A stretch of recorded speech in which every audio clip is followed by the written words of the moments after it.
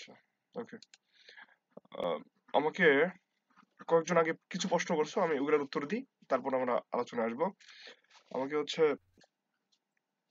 একজন প্রশ্ন করছে যে বাংলাদেশ গণতান্ত্রিক দেশ না প্রজাতান্ত্রিক দেশ, বা কেন গণপ্রজাতন্ত্রী বলে, যেটা হচ্ছে নির্বাচন, সরি, সংবিধান সংস্কার কমিটি যেটা নিয়ে আলোচনা করতেছে যে এটা চেঞ্জ করা।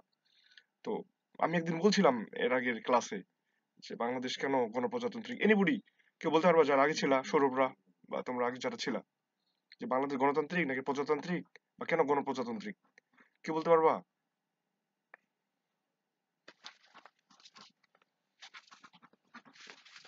এনিবডি এনিবডি, তাড়াতাড়ি, সময় নেই।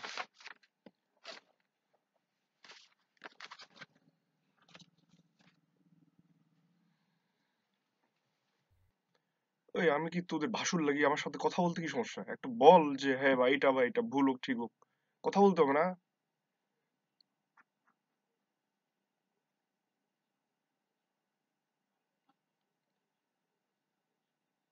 ও কি রে, কি কোনো কথা বলে না?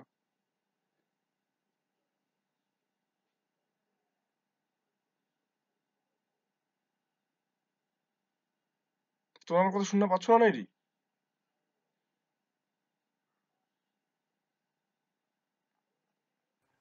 শুনতে পাচ্ছি দাদা। দাদা শোনা যায় কিন্তু মনে নেই, আচ্ছা, ভাবতেছি না। দাদা হ্যাঁ হ্যাঁ বলো, হয়তো আখি বলবে।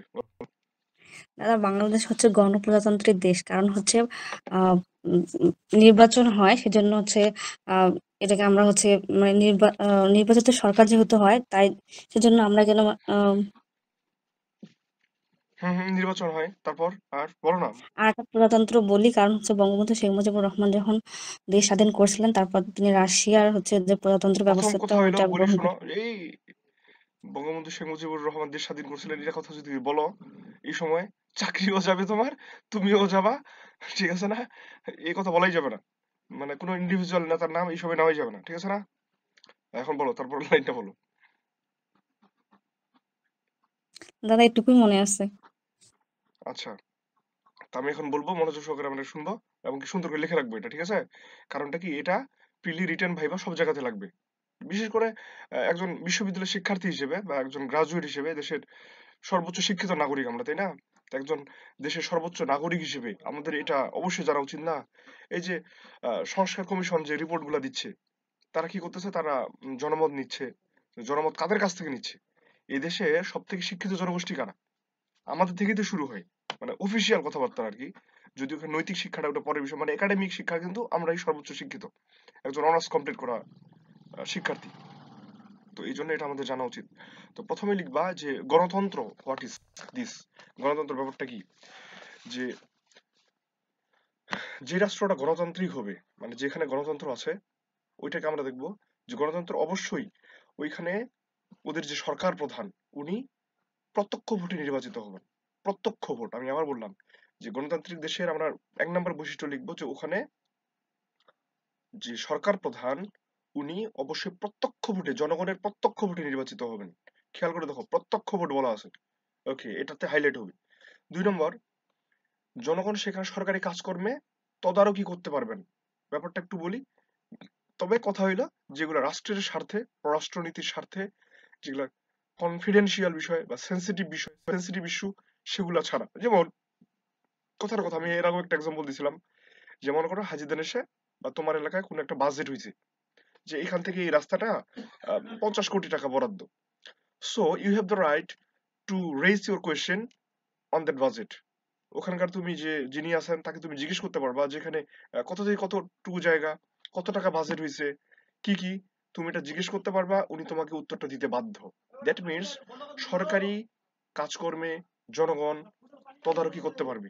তবে কোথায় কোথায় পারবে না, এখন তুমি যদি ইন্টেলিজেন্সকে যে বলো যে বাংলাদেশের কি অবস্থা, মানে আপনারা গোয়েন্দারা কি করতেছেন, হাসিনাকে ফেরত আনতে আপনারা কি করতেছেন, বা এই যে ইন্ডিয়া পাকিস্তানের সাথে আমাদের যে দ্বন্দ্ব বর্তমান ইন্ডিয়ার সাথে যেহেতু চলতেছে, আপনারা কি করতেছেন গোয়েন্দারা, একটু বলেন তো। এটা আমাদের জনগণের জানার অধিকার আছে। এটা কি হয়? মানে সার্বভৌমত্বের স্বার্থে যেগুলো কনফিডেন্সিয়াল সেন্সিটিভ ইস্যু, ওনারা ওটা তো বাদে বাকি যত কাজকর্ম আছে এটাতে আমরা কোশ্চেন রেজ করতে পারবো। যেমন ধরো এই যে বলতেছে না তোমরা এই জানো কি ইয়াতে শ্রীলঙ্কায় শ্রীলঙ্কায় বামপন্থী সরকার আসছে, কেউ জানো? শ্রীলঙ্কায় এখন, নিউজে দেখলাম আজকে। হ্যাঁ, শ্রীলঙ্কায় বামপন্থী সরকার আসছে। এবং মজার ব্যাপার হচ্ছে ওরা কোন বাজেটে কতটুকু রাখছে, শিক্ষা সব থেকে বেশি রাখছে, এই সব বিষয়গুলো একদম তুলে ধরছে। চিন্তা করো, এটা দারুণ ব্যাপার কিন্তু, যেটা আমাদের এই দেশগুলোতে সাধারণত চিন্তা করতে পারি না। এমনকি তুমি এখানে কোশ্চেন করতে পারবে এখানে কেন এত বেশি, এখানে কেন এত কম, বলেন। বা কারণ এটা তো আমাদের জনগণের টাকায়। তাহলে গণতান্ত্রিক রাষ্ট্রে আমরা দুইটা বৈশিষ্ট্য পাইলাম। এক, যে যিনি সরকার প্রধান হবেন ইনি জনগণের প্রত্যক্ষ ভোটে, মানে একদম তুমি ভোট দিছো, সিল মারি দিছো, এই ভোটে নির্বাচিত, নাম্বার ওয়ান। নাম্বার টু, জনগণ ওই দেশের সরকারি কাজকর্মে তদারকি করতে পারবেন, মানে কথা বলতে পারবেন। কি কি বাদে? সেন্সিটিভ রাষ্ট্রীয় স্বাধীনতা বা সার্বভৌমত্বের বিষয়ে, যেগুলো সেন্সিটিভ বিষয়, ঠিক আছে, ইন্টেলিজেন্সের যেগুলো বিষয়, এই বিষয়গুলো বাদে। এই গেল কথা। আচ্ছা, যেমন ধরো এই যে কিছুদিন আগে আমাদের প্রধান উপদেষ্টা ভ্রমণে গেলেন, তাই না? বা সম্মেলনে গেলেন। এখন উনার কি কি কার্যকলাপ, কার কার সাথে আলোচনা করবে, কার কার সাথে দেখা করবে, এটা যদি তুমি জানতে চাও তাহলে তো হইল না। উনি একজন রাষ্ট্রপ্রধান, উনি রাষ্ট্রের স্বার্থে, নিরাপত্তার স্বার্থে অনেক কিছু করবে যেটা বলা যাবে না। এই বিষয়গুলো বাদে, এটা গেল গণতন্ত্র। এখন প্রজাতন্ত্রের ক্ষেত্রে দেখো, তার আগে আমাকে বলো, রাষ্ট্রপ্রধান আর সরকার প্রধান দুইটা আলাদা জিনিস, এই জিনিসটা মাথায় রাখতে হবে। রাষ্ট্রপ্রধান আর সরকার প্রধান দুইটা আলাদা জিনিস। যেমন আমাদের দেশের প্রধান কে, আমাদের দেশের, আমি যদি বলি দেশের প্রধান কে আমাদের দেশে, বলতো কি বলতে পারো আমাদের দেশের? রাষ্ট্রপতি। রাষ্ট্রপতি। আমাদের দেশের প্রধান রাষ্ট্রপতি, তাই না? উনি হচ্ছেন প্রধান, উনার নামে কেউ মামলা করতে পারবে না রাষ্ট্রপতির নামে। তারপর হচ্ছে কি, রাষ্ট্রপতির কাউকে ক্ষমা করার অধিকার আছে। তারপর রাষ্ট্রপতি ছাড়া কোনো আইন বাস্তবায়িত হবে না ওনার ইয়া ছাড়া, অনুমোদন ছাড়া। উনি রাষ্ট্রের প্রধান, উনি কিন্তু সরকার প্রধান না। ব্যাপারটা খেয়াল করে দেখো, উনি রাষ্ট্রের প্রধান, সরকার প্রধান। তাহলে সরকার প্রধান বিষয়টা কি, কে বলতে পারবা? এটা তো বলা উচিত। হোয়াট ইজ প্রধানমন্ত্রী। সরকার প্রধান বিষয়টা কি? প্রধানমন্ত্রী তো গেল, মানে মানে কাকে বলে? দাদা এটা হচ্ছে মানে ভোটে নির্বাচিত, জনগণের ভোটে নির্বাচিত হয় সরকার প্রধান। হ্যাঁ, সরকার প্রধান ব্যাপারটা কি, যিনি সরকার প্রধান উনি একটা রাজনৈতিক দলের প্রধান হিসেবে, কথার কথা ধরো হুম হুম। কমলা পার্টি আর আলু পার্টির নির্বাচন হইলো, তো কমলা পার্টি 51টা ভোট পাইছে, আলু পার্টি 49টা। এখন কমলা পার্টি জিতে গেল। এখন ওই কমলা পার্টি থেকে একজন প্রতিনিধি পাঠানো হবে যে আপনি এখন শাসনটা পরিচালনা করবেন, দেশ শাসন। ইনি হচ্ছেন সরকার প্রধান। ওই যে দেশটা পরিচালনা করার জন্য ইনি হচ্ছে রাজনৈতিক প্রধান। ব্যাপারটা কি থাকা হয়, রাজনৈতিক প্রধান। বাট রাষ্ট্রপ্রধান উনি কিন্তু রাজনৈতিক প্রধান না, এটা খেয়াল রাখতে হবে। রাষ্ট্রপ্রধান উনি সবার প্রধান। যদিও আমাদের দেশগুলোতে কি হয়, আমাদের দেশগুলোতে যারা এই যে এমপি টেমপি নির্বাচিত হয় ইনারাই রাষ্ট্রপতি নির্বাচন করেন, ফলে ঢুকে যায় সরকার প্রধান নিজ দলীয়। কিন্তু এটা সাধারণত রাষ্ট্রপতি যিনি উনি উনি উনার সাথে রাজনীতির কোনো সম্পৃক্ততা থাকবে না। এটা গেল, বিষয়টা মাথায় রাখতে হবে। উনি কিন্তু মানে এই যে দেখো শাহাবুদ্দিন চুপ্পু, উনাকে নিয়োগ করছে আওয়ামী লীগ, আওয়ামী লীগের ইয়াতে হয়েছে, আওয়ামী লীগের নামও নিশানা নাই, কিন্তু শাহাবুদ্দিন চুপ্পু এখনো আছে কেন? বিকজ উনি রাষ্ট্রপ্রধান, উনি কোনো রাজনৈতিক ব্যক্তিত্ব না। যদিও আমরা বলতেছি তাকে পদত্যাগ করাইতে, বা তার ইয়া ছিল আগের সরকারের সাথে, কিন্তু ওই যে ওনার পদাধিকার বলে, ওনার পদটার যে মূল্যটা, এইটার বলে ওনাকে পারতেছে না কেউ, কারণ উনি রাষ্ট্রপ্রধান, উনি সরকার প্রধান না। দুইটা জিনিস মাথায় রাখতে হবে, রাষ্ট্রপ্রধান এক জিনিস, সরকার প্রধান অন্য জিনিস। এখন খেয়াল করে দেখো, আমি গণতন্ত্রের ক্ষেত্রে বলছি সরকার প্রধান, আমি রাষ্ট্রপ্রধান বলিনি। এবার এখানে আসো প্রজাতন্ত্রের ক্ষেত্রে। প্রজাতন্ত্রের নাম্বার ওয়ান বৈশিষ্ট্য হচ্ছেন যিনি রাষ্ট্রপ্রধান, সরকার প্রধান না। যিনি রাষ্ট্রপ্রধান উনি প্রত্যক্ষ এবং পরোক্ষ ভোটে নির্বাচিত, সেটা প্রত্যক্ষ হইতে পারে, পরোক্ষ ভোটে হইতে পারে, number one. Number two, the most important, এইখানে রাজতন্ত্র থাকতে পারবে না। এটা একদম উল্লেখ করা যে প্রজাতন্ত্র যেটা, ওখানে রাজতন্ত্র থাকতে পারবে না। এখন রাজতন্ত্র আর প্রজাতন্ত্র ব্যাপারটা কি? প্রজাতন্ত্র মানে বোঝা যাচ্ছে যে প্রজাদের, প্রজারাই এখানে জনগণ। আর রাজতন্ত্র আমরা জানি পারিবারিক ভাবে যেটা আসে। খেয়াল করে দেখো, তাহলে আমরা দুইটা বৈশিষ্ট্য করে পাইলাম। যেখানে গণতন্ত্র ছিল ওখানে কিন্তু রাজতন্ত্রের কথা বলা ছিল না, মানে রাজতন্ত্র ওখানে থাকতেও পারে নাও থাকতে পারে, তাও ওখানে গণতন্ত্র থাকতে পারে। কথা ক্লিয়ার? এখন আমরা একটা একটা করে উদাহরণে আসি, তাহলে জিনিসটা একদম ক্লিয়ার হবে। দেখো, যেমন আমরা যদি চীনের কথা চিন্তা করি, চীনের সরকার প্রধান নাকি রাষ্ট্রপ্রধান কোনটা? চীনে, আমাদের এই যে চীন, রিপাবলিক অফ চায়না, এখানে কে আছে ওখানকার? ওখানে কিন্তু সরকার প্রধান না, ওখানে আছে হেড অফ দ্য কান্ট্রি, অর্থাৎ প্রেসিডেন্ট আছে, তাই না? চীনে। তো চীনের যিনি প্রেসিডেন্ট উনি কি, উনি কিন্তু জনগণের প্রত্যক্ষ ভোটে নির্বাচিত না। প্রথম কথা হইলো এটা। আচ্ছা, তার মানে তারপর ওখানে কি, চীনের জনগণ চীনের সরকারি কাজকর্মে ইন্টারফেয়ার করতে পারে না, তার মানে রিপাবলিক। এটা আমাদের মানে গণতান্ত্রিক নয়, এটা একদম প্রুফড হয়ে গেল। আমার কথা কি বুঝতে পারলাম? চীনের যে এক্সাম্পলটা আমি বললাম যে চীন যে রিপাবলিক, মানে ওটা যে গণতান্ত্রিক নয়, তার প্রমাণটা কি? ওদের সরকার প্রধান প্রত্যক্ষ ভোটে নির্বাচিত না। মানে এই যে দেখো রিপাবলিকের বা প্রজাতন্ত্রের প্রথম নিয়মটা খাটে গেল। তারপর চীনের জনগণ সরকারি কাজে অংশ নিতে পারে না, তাই না? তাহলে গণতান্ত্রিকের ওই যে 2 নম্বর নিয়মটা খাটে গেল। তার মানে এটা গণতান্ত্রিক নয়। এখন আসো যে চীনের যিনি শি জিনপিং, ইনি কি? ইনি ইনডিরেক্টলি নির্বাচিত। তার মানে এই যে প্রজাতন্ত্রের এক নিয়মটা খাটে গেল। আর চীনে কোনো রাজতন্ত্র আছে? চীনে কোনো রাজতন্ত্র নেই, চীনে কোনো রাজা নাই। তার মানে কি? এই দুইটা নিয়ম খাটে গেল রিপাবলিকের। তাহলে গণতান্ত্রিকের দুইটা নিয়ম খাটলো, রিপাবলিক খাটলো। এই জন্য চীন হচ্ছে রিপাবলিক, চীন একটা প্রজাতন্ত্র, চীন গণতান্ত্রিক না। কারণ সেখানকার যিনি রাষ্ট্রপ্রধান উনি জনগণের সরকারে সরাসরি ভোটে নির্বাচিত না। তারপর চীনের রাজতন্ত্র নাই, তারপর চীনের জনগণ ওখানে ইন্টারফেয়ার করতে পারে না। এই গেল। এখন আসে ইংল্যান্ডের কথা। এই যে ব্রিটেন বা ইংল্যান্ড আমরা যেটাকে বলি, ইংল্যান্ড কি? ইংল্যান্ড হচ্ছে গণতান্ত্রিক। কেন গণতান্ত্রিক? রিপাবলিক নয়। সব ক্রাইটেরিয়া ঠিক ছিল, কিন্তু ওই যে রিপাবলিকের 2 নম্বর কন্ডিশনটা বলা আছে যে রাজতন্ত্র থাকতে পারবে না। চীনে কিন্তু সরি, ইংল্যান্ডে কিন্তু রাজতন্ত্র আছে। এই রাজতন্ত্র থাকার কারণে ওরা রিপাবলিক না, ওরা গণতান্ত্রিক। কেমন? ওদের রাষ্ট্রপ্রধান সরাসরি ভোটে নির্বাচিত হয়, জনগণ ইন্টারফেয়ার করতে পারে, ঠিক আছে? কিন্তু ওখানে শুধু ক্রাইটেরিয়া কি আছে যে ওখানে রাজতন্ত্র আছে, যার কারণে ওটা রিপাবলিক না। এই পর্যন্ত কি বুঝতে পারছো? দাদা তাইলে কি মানে গণতন্ত্রের মধ্যে রাজতন্ত্র থাকতে পারবে? হ্যাঁ, গণতন্ত্রের মধ্যে রাজতন্ত্র থাকতে পারে, না থাকতে পারে, ওটা নিয়ে প্রেসারাইজ নেই। মানে ওটা কোনো ক্রাইটেরিয়া ওর মধ্যে নাই দেওয়া, ঠিক আছে? আচ্ছা, কিন্তু প্রজাতন্ত্রের ক্ষেত্রে বা রিপাবলিকের ক্ষেত্রে স্পষ্ট করে মনে রাখতে হবে যে হেড অফ দ্য গভর্নমেন্ট, উনি মানে রাষ্ট্রপ্রধান, সরকার প্রধান নয়, উনি পরোক্ষ বা প্রত্যক্ষভাবে নির্বাচিত। কিন্তু দ্য মোস্ট ইম্পর্টেন্ট ইজ সেখানে প্রজাতন্ত্র সরি রাজতন্ত্র থাকতে পারবে না। এই রাজতন্ত্র পর্যন্ত গন্ডগোল লাগবে কিন্তু, বুঝছো? এই জন্য বলতেছি, যদি কোনো মানে কনফিউশন থাকে জিজ্ঞেস করবা, কোনো সমস্যা নেই। আমরা তো আসছি কেন? আমরা তো আসছি শিখার জন্য, আলোচনা করবো বলে। নইলে কি ঠেকাটা পড়ছো এই সময় উম, তোমাদের সময় নষ্ট করা বা আমার এখানে গ্যাস গ্যাস করা। এই পর্যন্ত কি বুঝতে পারছো আমার কথা? আগে বলো, না বুঝতে পারলে বলো। বুঝছি দাদা। অন্য কেউ কথা বলো, মানে শুধু দু একজন কথা বললে কি হবে? না বুঝতে পারলে জিজ্ঞেস করবা। এখন আসো ফাইনালি আমাদের বাংলাদেশের কথা। আমাদের বাংলাদেশে কি? গণপ্রজাতান্ত্রিক, মানে গণতন্ত্র আছে, প্রজাতন্ত্র আছে, হাইব্রিড সিস্টেমে চলতেছি আমরা, তাই না? প্রথমে ক্রাইটেরিয়া গুলো দেখি। প্রথমে গণতান্ত্রিক। আমাদের দেশের সরকার প্রধান জনগণের প্রত্যক্ষ ভোটে নির্বাচিত হয়। তার মানে গণতন্ত্রের 1 নম্বর নিয়মটা গেল। আমরা সরকারি কাজে ইন্টারফেয়ার করতে পারি, 2 নম্বর নিয়মটা খাটলো। দ্যাট মিনস বাংলাদেশ গণতান্ত্রিক। এবার প্রজাতন্ত্রের ক্ষেত্রে আসো। আমাদের যিনি রাষ্ট্রপ্রধান মানে রাষ্ট্রপতি, রাষ্ট্রপতি জনগণের প্রত্যক্ষ ভোটে নির্বাচিত হয় কি? হয় না। জনগণ রাষ্ট্রপতি কিভাবে নির্বাচিত হয়? কে বলতে পারবা আমাদের রাষ্ট্রপতি কিভাবে নির্বাচিত হয়?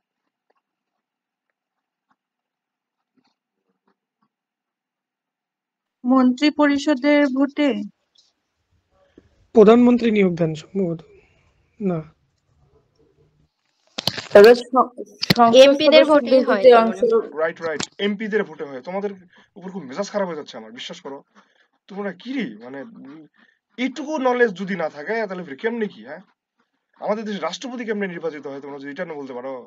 মানে কিছু জিনিস থাকে না, তুমি যদি একটা ক্লাস 10-এর বাচ্চাকে বলো যে এ প্লাস বি হোল স্কয়ার সূত্রটা বল, সে যদি ওইটা না পারে এটা অপরাধ না? তা আমাদের দেশের রাষ্ট্রপতি কিভাবে নির্বাচিত হয় তোমার সেইটা না বলতে পারো, এটা এর মতো লজ্জার আছে? হুম? দেশের সব থেকে বড় শিক্ষিত আমরা, এই হলো অবস্থা আমাদের। রাষ্ট্রপতি নির্বাচিত হয় এমপিদের ভোটে। সহজ কথা, এমপিদের ভোটে রাষ্ট্রপতি নির্বাচিত হয়। এখন এমপিরা নির্বাচিত হয় আমাদের ভোটে, জনগণের ভোটে। আমাদের ভোটে এমপিরা হইলো, এমপিদের ভোটে রাষ্ট্রপতি। That means head of the government, আমাদের দেশের রাষ্ট্রপতি জনগণের সরাসরি ভোটে নির্বাচিত হয় না, তাই না? ইনডিরেক্ট ভোটে নির্বাচিত হয়। এই তো। তার মানে রিপাবলিকের বা প্রজাতন্ত্রের নিয়মটা খাটলো। 2 নম্বর, দ্য মোস্ট ইম্পর্টেন্ট, আমাদের দেশে রাজতন্ত্র আছে? নাই। তার মানে প্রজাতন্ত্রের 2 নম্বর নিয়মটাও খাটলো। এই জন্য বাংলাদেশকে বলা হয় গণপ্রজাতান্ত্রিক রাষ্ট্র। ইউটিউবে ভিডিওগুলোতে দেখবে এক একটা এক এক ভাবে বলে, ভুলভাল বলে। বিশ্বাস করো, এইভাবে বলে এদিকে পায়ে যেতে পারো। কিন্তু ভাইবা বোর্ডে যারা থাকেন ওনারা ওই মানে লুতুপুতু মার্কা কেউ থাকে না ভাইবা বোর্ডে, ঠিক আছে না? ওনারা যথেষ্ট পরিমাণ পড়াশোনা করেন, যথেষ্ট পরিমাণ। একটা মানে মজার ঘটনা বলি। আমাদের পাশের, আমরা তো দাঁড়া ছিলাম ওখানে ভাইবার ওখানে। তো গাড়িটা আসতেছে, গেটের মধ্যে একটু দাঁড়াইছে। উনি একজন হচ্ছে বোর্ড মেম্বার। অবাক হয়ে যাবা, গাড়িটা দাঁড়া আছে, গেটটা খুলতেছিল, আমরা এদিকে বাইরে দাঁড়া ছিলাম। ওখানে উনি দেখি বই পড়তেছে, মানে উনি একটু একটু করে ভাইবা নিবে, উনি ওখানে বসে বই পড়তেছে, মানে গাড়িটাতে বসে, বা আমরা দেখতে পাচ্ছি একদম যে উনি বই পড়তেছেন। তার মানে বুঝো, আমরা হইলাম মোবাইল ফোন জেনারেশন, উনারা মোবাইল ফোন জেনারেশন না। উনারা যথেষ্ট পরিমাণ জানে, মানে বিজ্ঞ বলেই ওখানে গেছে। ওই জন্য দেখবা যে পিএসসি সদস্যদেরকে বিজ্ঞ সদস্য বলা হয়, বুঝতে পারছো? তো এদিকে অনেকেই অনেক কথা বলবে, যেগুলো দিয়ে বললে ধরা খাইতে হবে। তাহলে বাংলাদেশ কেন গণপ্রজাতান্ত্রিক, এই ব্যাপারটা গেল। তো এটাতে ইয়া রাখা যাবে না। ঠিক তেমনি পাশের দেশ ইন্ডিয়া, ও ইন্ডিয়া গণপ্রজাতান্ত্রিক, ইন্ডিয়ারও সেম, গণতন্ত্র প্লাস প্রজাতন্ত্র দুইটা মিলি। তো এখন যেটা সমস্যা সেটা হচ্ছে আমাদের যদি নির্বাচন এই সংবিধান যে সংস্কার হয়, সেই সংস্কারের ক্ষেত্রে ওইটা আমাদের ইয়া চেঞ্জ হয়ে যেতে পারে। আচ্ছা, গত দিনে আমি হচ্ছে কোপ 29 এর কথা বলছিলাম। কোপ 29 আমি আমার খাতাটা খুঁজে পেয়েছি, আমার নোটটা। তো একটু আমাদের এটা মুখস্থ করতে হবে, কেন আমি তো বলছি যে জলবায়ু রিলেটেড বিষয় মোস্ট ইম্পর্টেন্ট, আসবে এই পরীক্ষায়। ঠিক আছে, একটু যদি কোশ্চেন গুলো অ্যানালাইসিস করি তাহলে দেখতে পারবো, দেখবা কপ রিলেটেড বা কনফারেন্স অফ দ্য পার্টিস বা জলবায়ু পরিবর্তন, এটা নিয়ে প্রত্যেকটা বিসিএসসি কোশ্চেন আসছে। ঠিক আছে, সব থেকে কনসার্নিং বিষয়, এই জন্য ওটা লাগবে। তো কপ 29 নিয়ে আমি খালি কয়েকটা কথা বলবো, মনোযোগ সহকারে শুনবো। এখান থেকে কোশ্চেন আসবেই, শিওর থাকো একদম। প্রথম কথা হচ্ছে যে জাতিসংঘের উদ্যোগে, এটার স্টেক হোল্ডার জাতিসংঘ, জাতিসংঘের উদ্যোগে প্রতি বছর এই কনফারেন্স অফ দ্য পার্টিস, যেটাকে সংক্ষেপে কপ বলা হয়, এটা অনুষ্ঠিত হয়। কনফারেন্স অফ দ্য পার্টিস বা কপ জাতিসংঘের উদ্যোগে গঠিত, মানে প্রতি বছর এটা কি হয়, আয়োজিত হয়। এবার হয়েছে কোথায়, এবার হয়েছে এটা সাধারণত নভেম্বর মাসে হয়। ঠিক আছে, সাধারণত এটা কোন মাসে হয়, নভেম্বর মাসে হয়। তো দেখা যাচ্ছে যে 10 থেকে বা 11 থেকে 20 নভেম্বর এই সময়টাতেই হয় প্রতি বছর। ঠিক আছে, প্রতি বছর এই সময়টাতেই হয়। আমাকে কেউ বলতে পারবা যে এই যে, আচ্ছা এটা আরেকদিন বলবো, এটা বললে এখন অনেকটা সময় যাবে। মানে কোশ্চেনটা বলে রাখি যে জাতিসংঘের যে সাধারণ পরিষদের যে মিটিং গুলো হয় বা নিরাপত্তা পরিষদের, এগুলো একটা নির্দিষ্ট সময়ে বারবার হয়। কেন হয় ওটা একদিন আলোচনা হবে, এটা এখন সময় নেই হতো। তাহলে এই যে বিশ্ব জলবায়ু পরিবর্তন বা কনফারেন্স অফ দ্য পার্টিস, এটা জাতিসংঘের উদ্যোগে প্রতি বছর হয়। এটা সাধারণত 10 থেকে 20 নভেম্বর বা 11 থেকে 20 নভেম্বর এই সময়টাতে হয় প্রতি বছর। এবারে হয়েছে 2024-এ 11 থেকে 22 নভেম্বর আজারবাইজানের রাজধানী বাকুতে। কোথায়? আজারবাইজানের রাজধানী বাকুতে হয়েছে। তো তোমাদের প্রথম কাজ হচ্ছে তোমরা মানচিত্রের মধ্যে আজারবাইজান দেশটাকে খুঁজে বের করবে, দ্রুত করো। এটা করতে হবে, মানে করতে হবে, বিরক্ত লাগানো যাবে না। তুমি এখন খুঁজে বের করবে আজারবাইজান দেশটা কোথায় আছে, ওর রাজধানীটাতে তুমি এখন আঙুলটা দিবে। আমি এখন ধরাবো কিন্তু। এই যে আমি আমার চিত্র খুলছি, আমাকে আয়েশা সিদ্দিকা বলো, আয়েশা সিদ্দিকা মৌ, শোনা হচ্ছে আমার কথা? আয়েশা সিদ্দিকা মৌ। তারপর চৈতি 00, চৈতি 00,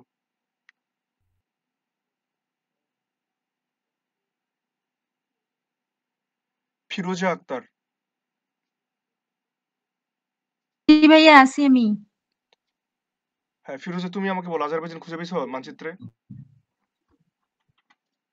না ভাইয়া, খুঁজতেছি আমি। দাদা আমি উম, মানে হচ্ছে বের হয়ে গেছিলাম, নেটের প্রবলেম ছিল। আচ্ছা হ্যাঁ, আচ্ছা আমি তাহলে আমরা, খুঁজে পাচ্ছি না দাদা। আচ্ছা এটাই হচ্ছে দরকার, বুঝছো? আমি বলছি না যে প্রথম 1 থেকে 2 সপ্তাহ মানচিত্রটা নিয়ে ঘাটাঘাটি করতে একটু যা প্রবলেমটা, বাট একবার যখন আয়ত্তে চলে আসবে তখন মুখে মজাটা পাবে। কেউ কি খুঁজে পাইছো আজারবাইজান? Anybody? জি জি দাদা। দাদা, খুঁজে পাইছি। দাদা একজন কথা বলো, একজন। দাদা কাস্পিয়ান সাগরের তীরে তুরস্কের হচ্ছে পাশে হচ্ছে আর্মেনিয়া। মানে গেঞ্জাম লাগে যাচ্ছে, একজন কথা বললো। আচ্ছা হ্যাঁ, আমাকে হচ্ছে মুক্তারিনা, তুমি বলো কোথায় পাইছো আজারবাইজান? দাদা, আজারবাইজান, আর্মেনিয়া, জর্জিয়া, হ্যাঁ, ইরাকের এই উপরে, যে তুরস্কের এই তো সাইডে থ্যাংক আছে, ইউ, আমি এখন তুরস্কের বলি, হ্যাঁ উপরে। Thank you. এই যে আমরা, মনে আছে নাগার্নো কারাবাখের কথা, মনে আছে নাগার্নো কারাবাখ? মনে আছে কারো? হ্যালো, হ্যাঁ দাদা, আমি বলছি তোমরা নাগার্নো কারাবাখের কথা শোনো নাই? Nagorno Karabakh. শুনছি কিন্তু এখন মনে পড়তেছে না, পড়ছি হ্যাঁ আমি। আচ্ছা, আমি এখন বলি, শোনো তাহলে। এই কথাটা এখানে যেহেতু আসবো, শুনছি ভাই, ওটা নিয়ে আর্মেনিয়া আর আজারবাইজানের মধ্যে যুদ্ধ ঝামেলা হয়েছে। হয়েছিল, হ্যাঁ যুদ্ধ হয়েছিল, থ্যাংক ইউ। তো তোমরা একটু লিখো, আমি এটা বলি, এটা ইম্পর্টেন্ট, লিখো। সবাই মাইক্রোফোন গুলো অফ করো, লিখো লিখো। আচ্ছা, আর্মেনিয়া এবং এই যে আজারবাইজান, এই দুইটা দেশ ধর্মের ভিত্তিতে আলাদা। ঠিক আছে? আর্মেনিয়াতে খ্রিস্টান প্রধান, আজারবাইজান হচ্ছে মুসলিম প্রধান। এই দুইটা দেশ ধর্মের ভিত্তিতে আলাদা। এখন বিষয়টা হলো যে এই দুইটা দেশের মাঝখানে 5 কিলোমিটার দৈর্ঘ্যের একটা করিডোর আছে, নাম হচ্ছে লাচিন করিডোর। এই দুইটা দেশের মাঝখানে 5 কিলোমিটার দৈর্ঘ্যের একটা করিডোর আছে, নাম হচ্ছে লাচিন করিডোর। তো তোমরা একটু যারা যারা পাইছো বা পাওনি, যারা পাওনি তাদেরকে বলি, যারা পাওনি তোমরা সবাই সুন্দর করে ইরান তুরস্কতে চলে যাও, তুরস্কে চলে যাও। তুরস্ক, তার উপরে দেখো ইউক্রেন, রাশিয়া। ওই তুরস্ক, ইউক্রেন, রাশিয়ার ওখানে দেখো আজারবাইজান এবং আর্মেনিয়া, দুইটা ছোট ছোট দেশ অবস্থিত। এক কথায় কাস্পিয়ান সাগরের পাশে, ইরানের একদম মাথাটাতে, ইরানের মাথাটাতে, ইরান তুরস্কের মাথাটাতে, কাস্পিয়ান সাগরের পাশে দেখো আজারবাইজান, আর্মেনিয়া। এবার বলো, আয়েশা সিদ্দিকা মৌ, তুমি পাইছো খুঁজে? হ্যাঁ দাদা, পাইছি। ওকে, থ্যাংক ইউ। আর যদি কেউ না পেয়ে থাকে বলো, কিন্তু প্লিজ কথা বলিও, হ্যাঁ, কারণ আমরা সময়টা দিচ্ছি, আমরা সময়টা কাজে লাগাবো। তো এই দুইটা দেশের মাঝখানে একটা করিডোর আছে, নাম হচ্ছে লাচিন করিডোর। এটা এটা দেখভাল করতো রাশিয়া। এই করিডোরটা দেখভাল করতো রাশিয়া, ঠিক আছে? আচ্ছা, তার আগে এই দেশ দুইটা 1991 সাল পর্যন্ত কি ছিল বলতো, কে বলতে পারবা?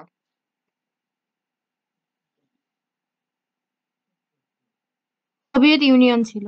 এক্স্যাক্টলি, এটা সোভিয়েত ইউনিয়ন ছিল, তাই না? 1991 সালে যা ভাঙে গেল দেশগুলা। এই তো, থ্যাংক ইউ। তো এখন এই নাগার্নো যে কারাবাগ আছে, এই জায়গাটা, এইটা অবস্থিত আজারবাইজানে, মানে আজারবাইজানের ভিতরে ঢুকে গেছে, আজারবাইজানের সীমানাটার মধ্যে পড়ে গেছে। কিন্তু নাগার্নো কারাবাগ জায়গাটা হচ্ছে খ্রিস্টান প্রধান। মানে ব্যাপারটা দেখো, যে মনে করো আর্মেনিয়া, আজারবাইজান ধর্মের ভিত্তিতে আলাদা হয়ে গেছে 1991 সালে, এগুলো ভাগ হয়ে গেছে সোভিয়েত ইউনিয়ন থেকে আলাদা হইয়া। ভূমিটা আজারবাইজানের, কিন্তু জনসংখ্যা হচ্ছে আর্মেনিয়ার। মানে আজারবাইজান বলতেছে না, এটা আমাদের দেশের মধ্যে পড়ছে, আমরা এটা কেন দিব? আর্মেনিয়া বলতেছে না, এখানে খ্রিস্টান বেশি আছে, কাজে এটা আমাদের। এটা নিয়ে লাগছে গ্যাঞ্জাম, ঠিক আছে? তো এখন ওই দুইটার মাঝখানে ওই যে বললাম লাচিন করিডোর ছিল, ওই লাচিন করিডোরটা দেখভাল করতো রাশিয়া। তো কি হয়েছে তোমার, এইভাবে ওরা নিজেদের মধ্যে গ্যাঞ্জাম লাগায়, সেটা আগে থেকে চলে আসতেছে এই গ্যাঞ্জামটা। তো এই যে নাগার্নো কারাবাগ এই জায়গাটাতে, এখানে 7টা অঞ্চল আছে। অঞ্চল আছে এখানে কয়টা? 7টা অঞ্চল। ওদের ওইগুলো হচ্ছে ছোট ছোট অঞ্চল হিসেবে ভাগ ভাগ করা। আমাদের এদিকে যেমন ইউনিয়ন বা ডিস্ট্রিক্ট ওয়াইজ ভাগ, ওদের হচ্ছে অঞ্চল ওয়াইজ ভাগ করা, ঠিক আছে? তো এখন তখন কি হইলো, এদের বারবার গ্যাঞ্জাম লাগে। পরবর্তী লাস্ট 20 সালে যখন একদম প্রচন্ড খারাপ অবস্থা, তখন রাশিয়ার মধ্যস্থতায়, মানে পুতিনের মধ্যস্থতায় ওরা আলোচনায় বসে 7টা অঞ্চলের মধ্যে 2টা অঞ্চল পায় হচ্ছে আর্মেনিয়া, আর 5টা অঞ্চল দিয়ে দেয় আজারবাইজানকে। 2টা পাইলো আর্মেনিয়া, 5টা পাইলো আজারবাইজান, ঠিক আছে? তারপর এখানে এখন কি হয়েছে, তখন থেকে ওখানে রাশিয়ান সৈন্যরা ছিল। 2020 সালে ঘটনা বললাম। এরপর কি হয়েছে, 2022-এ আইসা যখন ইউক্রেন রাশিয়া যুদ্ধ চলে, তো ইউক্রেন রাশিয়া যুদ্ধে তো রাশিয়ার সেনা দরকার। তো রাশিয়া এখন থেকে সেনাগুলো প্রত্যাহার করে নিছে। যেমনি রাশিয়ার সেনা প্রত্যাহার করছে, আজারবাইজান আর আর্মেনিয়ার আবার যুদ্ধ লাগছে, আবার ওখানে গেঞ্জাম লাগা শুরু করছে, ঠিক আছে? তো এই গেল, এটা হচ্ছে বিষয়। তো ওটা এখনো ওইরকম কন্ডিশনে আছে, যে কোনো সময় যে কোনো কিছু ঘটে যেতে পারে। ক্লিয়ার? তার মানে আমি যদি সারমর্ম বলি, যে আজারবাইজান এই আর্মেনিয়া দুইটা দেশ, এই দুইটা দেশের মাঝখানে আছে 5 কিলোমিটার দৈর্ঘ্যের লাচিন করিডোর। এই লাচিন করিডোর দেখভাল করে হচ্ছে রাশিয়া, যেহেতু সোভিয়েত ইউনিয়ন ওদের হচ্ছে মাদার ইয়া ছিল, নেশন, মাদার ল্যান্ড ছিল, ওখান থেকে যে আলাদা হওয়া। আর এই যে ধর্মের ভিত্তিতে আলাদা হয় এই দুইটা দেশের, আজারবাইজানের সব থেকে বড় এরিয়া, ওর মধ্যে ঢুকে গেছে নাগার্নো কারাবাগ। নাগার্নো কারাবাগ 7টা অঞ্চল আছে। এই নাগার্নো কারাবাগটা হচ্ছে খ্রিস্টান অধ্যুষিত, যার কারণে আর্মেনিয়া ওটাকে নিজেদের দাবি করে। তো এই দুই দেশের মধ্যে বারবার গ্যাঞ্জাম লাগে এটা নিয়ে। এরা বলছে আমাদের জমি, এরা বলছে আমাদের লোক। এই কারণে আমাদের 2020 সালে পুতিনের মধ্যস্থতায় বা রাশিয়ার মধ্যস্থতায় 7টা অঞ্চলের মধ্যে 5টা পাইলো আজারবাইজান, 2টা পাইলো আর্মেনিয়া। ওকে, তারপর কি হইলো, ওখানে রাশিয়ান সেনা মোতায়েন করলো। তো যখন রাশিয়া ইউক্রেন যুদ্ধ শুরু হইলো, সৈন্যগুলোকে নেওয়া আসা শুরু করলো রাশিয়া ওখান থেকে, এদের মধ্যে আবার গ্যাঞ্জাম লাগা শুরু করে দিয়েছে, ঠিক আছে? এইগুলো নাগার্নো কারাবাগ। তো এই যে আজারবাইজান, এই আজারবাইজানের রাজধানী হচ্ছে বাকু। তো এখন আমরা সুন্দর করে এখানে আঙুলটা দিব, দেখো আজারবাইজানের রাজধানী হচ্ছে বাকু। তাহলে যে স্মার্ট, যে চালাক, সে কি করবে, সেটার পাশাপাশি আর্মেনিয়ার রাজধানীটা পড়ে ফেলবে বা দেখে ফেলবে। এটা তো মুখস্থ করার বিষয় না, এটা জাস্ট চর্চা, একটু দেখলেই হয়ে যায়। তো দেখো এখানে আর্মেনিয়ার রাজধানী কি, ইরেভান না?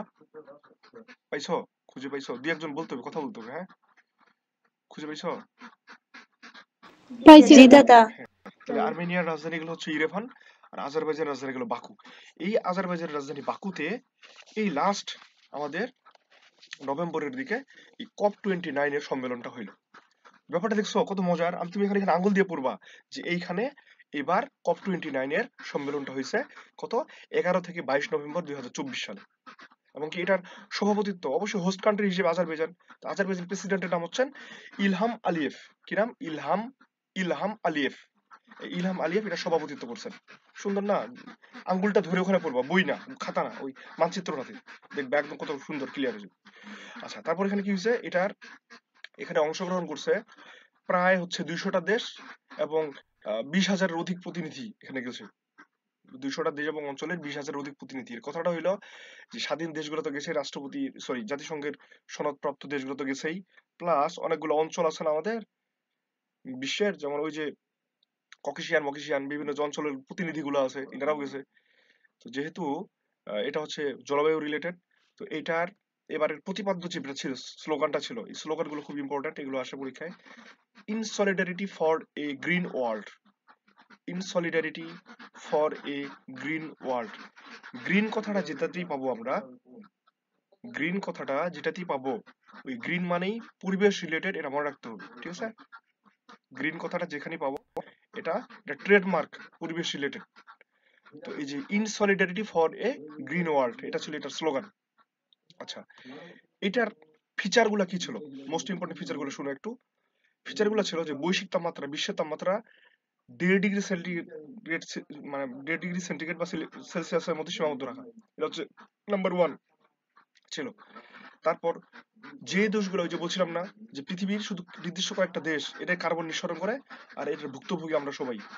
তো এই যে ক্ষতিপূরণের পরিমাণটা বৃদ্ধি এবং কার্যকর করা, এটা ছিল ফিচার। তারপর ছিল যে এই যে আজারবাইজানের রাজধানীতে ক্লাইমেট অ্যাকশন ফান্ড চালু করা। আমি আবার বলি, ক্লাইমেট অ্যাকশন ফান্ড চালু করা, ক্লাইমেট অ্যাকশন ফান্ড চালু করা। আর ওই যে জীবাশ্ম জ্বালানি যেগুলো উৎপাদন করে এইরকম দেশ বা কোম্পানিগুলোর কাছ থেকে প্রতি বছর বা বার্ষিক $1 বিলিয়ন US ডলার সহায়তা চাওয়া। এই 4টা ছিল ফিচার মেইন, যার কারণে এবারের সম্মেলনটাকে ফাইন্যান্স কপ বা জলবায়ু আর্থিক সম্মেলন বলা হয়। ফাইন্যান্স কপ বা জলবায়ু আর্থিক সম্মেলন বলা হয় এই কারণে। কিন্তু ইন্টারেস্টিং ব্যাপার হচ্ছে এগুলো কোনোটাই খাটে নাই। কেন খাটে নাই? জলবায়ু বিপন্ন দেশগুলা, এদের চাওয়া ছিল এবছর 1 লক্ষ তোমার হচ্ছে না 1,30,000 কোটি ডলার এদের প্রাপ্য ছিল। কিন্তু ওই যে দেশগুলো যারা কার্বন নিঃসরণের জন্য দায়ী, এরা মাত্র 50,000 কোটি ডলার দেওয়ার প্রতিশ্রুতি দিছে। প্রতিশ্রুতি তাও দেওনি। কোথায় 1,30,000 কোটি আর কোথায় 50,000 কোটি। যার কারণে যদিও এটাকে ফাইন্যান্স কপ বা জলবায়ু আর্থিক সম্মেলন বলা হচ্ছিল আজারবাইজানের রাজধানী বাকুরটাকে, কিন্তু এটার কারণে ফুল ফ্রুট হয়নি। যে টাকাটা আদায় করে নিতে পারতেছে না। আদায় করবে কারা? যারা হচ্ছে আমাদের মতো দেশগুলা ওই আমেরিকা, চীন, সৌদি আরব, ওদেরকে প্রেসারাইজ করতে পারবে বলো? এখানে হচ্ছে যে বিশ্ব রাজনীতির খেলাগুলো দেখছো, মানে ওই যে তোমাদের বলছিলাম না যে আমাদের সফট পাওয়ার আর হার্ড পাওয়ার এই দুইটা জায়গায় উন্নত হওয়ার জন্য, মানে এই জন্য এটাতে ফোকাস করা উচিত। আমরা কেন ওদের উপর প্রেসারাইজ করতে পারি না? বেটা, কার্বন নিঃসরণ করতেছিস তুই, শিল্পের উন্নত হচ্ছে তোর, টাকা ইনকাম করতেছিস তুই, কিন্তু তোর কারণে পরিবেশটার, মানে জলবায়ুটার বিঘ্নিত হচ্ছে, ভুক্তভোগী হচ্ছে আমি। তুমি চিন্তা করে দেখবা এখন তোমরা, এই যে আমরা যারা দিনাজপুরে থাকি বা ছিলাম, আমাদের ম্যাক্সিমামেরই এই যে ডাস্ট অ্যালার্জি বা অ্যালার্জিক রাইনাইটিস এর প্রবলেমটা আছে না, শ্বাসকষ্ট, ভাঁচি, এই যে আমি থাকতে পারি না, একদম স্প্রে করার লাগে, মোনাস বা মন্টিলিউকাস্ট খাওয়ার লাগে।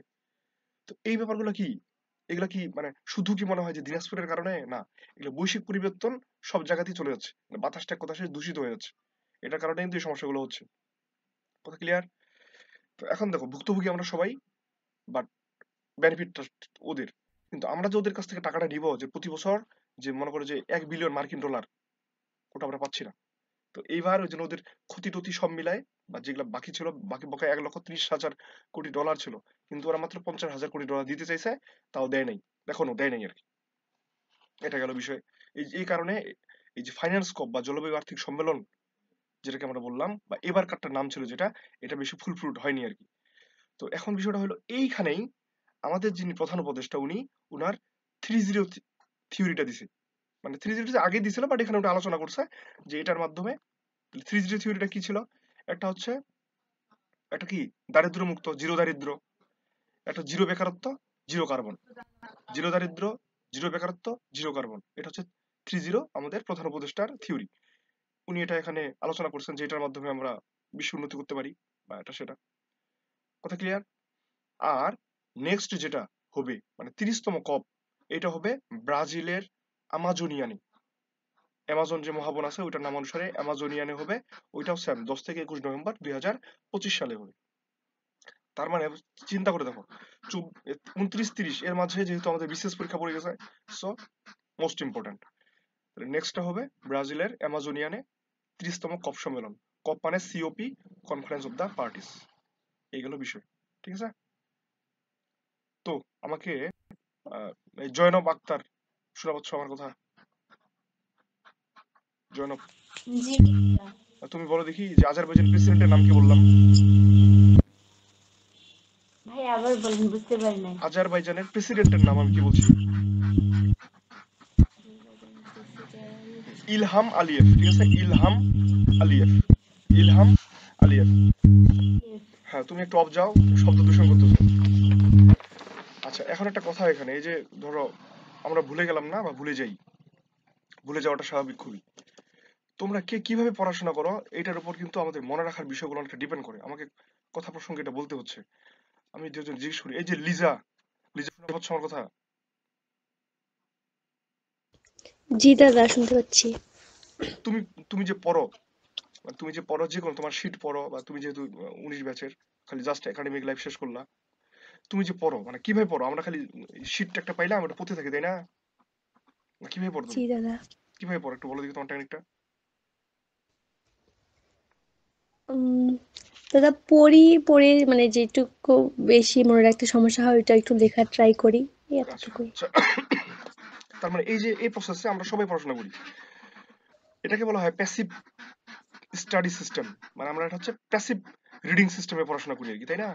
এই প্যাসিভ রিডিং সিস্টেমে পড়াশোনা করার কারণে আমাদের দেখবা জায়গা মতো জিনিসগুলো মনে পড়ে না। কিভাবে? আমরা একটা বই নিলাম, এক ধারছে পড়তে আছে, এটা থেকে এটা, এটা থেকে এটা, এটা হচ্ছে প্যাসিভ রিডিং স্কিল আর কি বলে এটাকে। তো মানে সাইকোলজিস্ট যারা বা সাইক্রিয়াটিস্ট যারা, ওনারা বলেন যে পড়াশোনাটা করতে হবে অ্যাক্টিভ রিকলিং সিস্টেমে। অ্যাক্টিভ রিকলিং সিস্টেম বিষয়টা কি? এই যে ধরো আমি এখান থেকে COP29 পড়লাম, তুমি মনে করে আমার কথাগুলো শুনলা বা লিখলা, লিখার পর হচ্ছে তোমার কাজটা কি কাজ? তুমি নিজে নিজেকে কোশ্চেন করো যে COP29 কপের পূর্ণরূপটা কি, নিজে নিজেকে কোশ্চেন করবা। COP, conference of the parties, যে নিজে নিজেকে কোশ্চেন করবা, উত্তরটা না দেখে বলার চেষ্টা করবা, পারবা না, দেখবা ও আচ্ছা এটা। এটা কি? বৈশ্বিক জলবায়ু কারা আয়োজন করে? জাতিসংঘ আয়োজন করে, নিজে নিজেকে। তারপর ধরো কতদিন থেকে কত পর্যন্ত হইলো, এবার 11 থেকে 22 নভেম্বর পর্যন্ত। কথাই হইলো আজারবাইজান রাজধানী বাকুতে। আচ্ছা, আজারবাইজানের প্রেসিডেন্টের নাম কি? এই যে তোমার হচ্ছে তোমার ওই যে কি ওর নাম, Ilham Aliyev, Ilham Aliyev, Ilham Aliyev, olive oil দিয়ে মনে রাখতে পারি, জলপাই দিয়ে। তারপর আমরা বলতে পারি এখানকার ফিচার গুলো কি কি ছিল। বিষয় তোমাদের 1.5 ডিগ্রি সেন্টিগ্রেড পর্যন্ত রাখা। তারপর তারপর হচ্ছে ক্লাইমেট ফাইন্যান্স, ক্লাইমেট ফান্ড অ্যাকশনটা চালু করা। তারপর হচ্ছে আমাদের এখানে $1 বিলিয়ন এটা। তারপর হচ্ছে আমরা যদি বলি যে এখানে নিজে নিজেকে কোশ্চেন করবো আরো, যে আমাদের হচ্ছে উন্নত দেশগুলা কত দিতে চাইছে, $50,000 কোটি। তাদের কাছে প্রত্যাশা ছিল কত? প্রত্যাশা ছিল আমাদের $1,30,000 কোটি প্রত্যাশা ছিল। এখানে আমাদের প্রধান উপদেষ্টা কি দিছে? তো এগুলো হচ্ছে অ্যাক্টিভ রিকলিং সিস্টেম। একটা জিনিস পড়ার পর একটু সময় লাগবে, বাট যদি এভাবে কয়েকবার পড়া যায় তাহলে দেখবে যে জিনিসটা ভালো মনে থাকবে। কথা কি বুঝতে পারছো আমার? আমাদের টার্গেট হচ্ছে পড়াটাকে মনে রাখা। এখন তুমি 6-7 ঘন্টা থেকে পড়লা, পড়ার পর আউটপুট তোমার কিছু নাই, হতাশ লাগবে যে আমি যত বললাম কিছুতে মনে নেই আমার। যখন তুমি অ্যাক্টিভ রিকলিং করবা, অ্যাক্টিভ রিকলিং আরেকটা প্রসেস আছে কি, তোমাদের প্রত্যেকেরই বেস্টি আছে, বেস্ট ফ্রেন্ড, বেস্ট বান্ধবী বা প্রিয় মানুষ, যেটা হোক, শুভাকাঙ্ক্ষী। তো শুভাকাঙ্ক্ষীদের সাথে ধরাধরি করে পড়া, যে আমি এখন তোমাকে জিনিসটা ঘটনাটা বললাম, এখন তুমি এই যে আমি যে তোমাদেরকে এভাবে ডাকে দেখাচ্ছে আমাদের সময়টা 1.5 ঘন্টা 1 ঘন্টা চলে যায়। আমি তোমাদের কি করি অ্যাক্টিভ রিকলিং সিস্টেমে, যেন তোমাদের পড়াটা মনে থাকে। কারণ আমাদের টার্গেট হচ্ছে পড়াটাকে মনে রাখতে হবে। বইটাকে বন্ধ করার সাথে সাথে বাইরে গেলাম, পড়াটা সব ভুলে গেলাম। তোমরা যেভাবে পড়বো, আমরা যেভাবে পড়ি, এখন পড়তেছি এখন মনে আছে, যেমনি বইটা বন্ধ করলাম টেবিলটা থেকে উঠে বাইরে গেছি, দেখবা তোমার পড়া মনে হারা শেষ। এটা বাস্তব কথা। বিকজ আমরা প্যাসিভ রিকলিং সিস্টেমে পড়ি, আমাদের পড়তে হবে অ্যাক্টিভ রিকলিং সিস্টেম। তো এখন থেকে এইভাবে পড়ার চেষ্টা করবা, ঠিক আছে? এটা টেকনিকটা বললাম আর কি। ওকে, এখন সবাই মানচিত্রগুলো খুলবো আমরা দ্রুত, সবাই মানচিত্রগুলো খুলবো।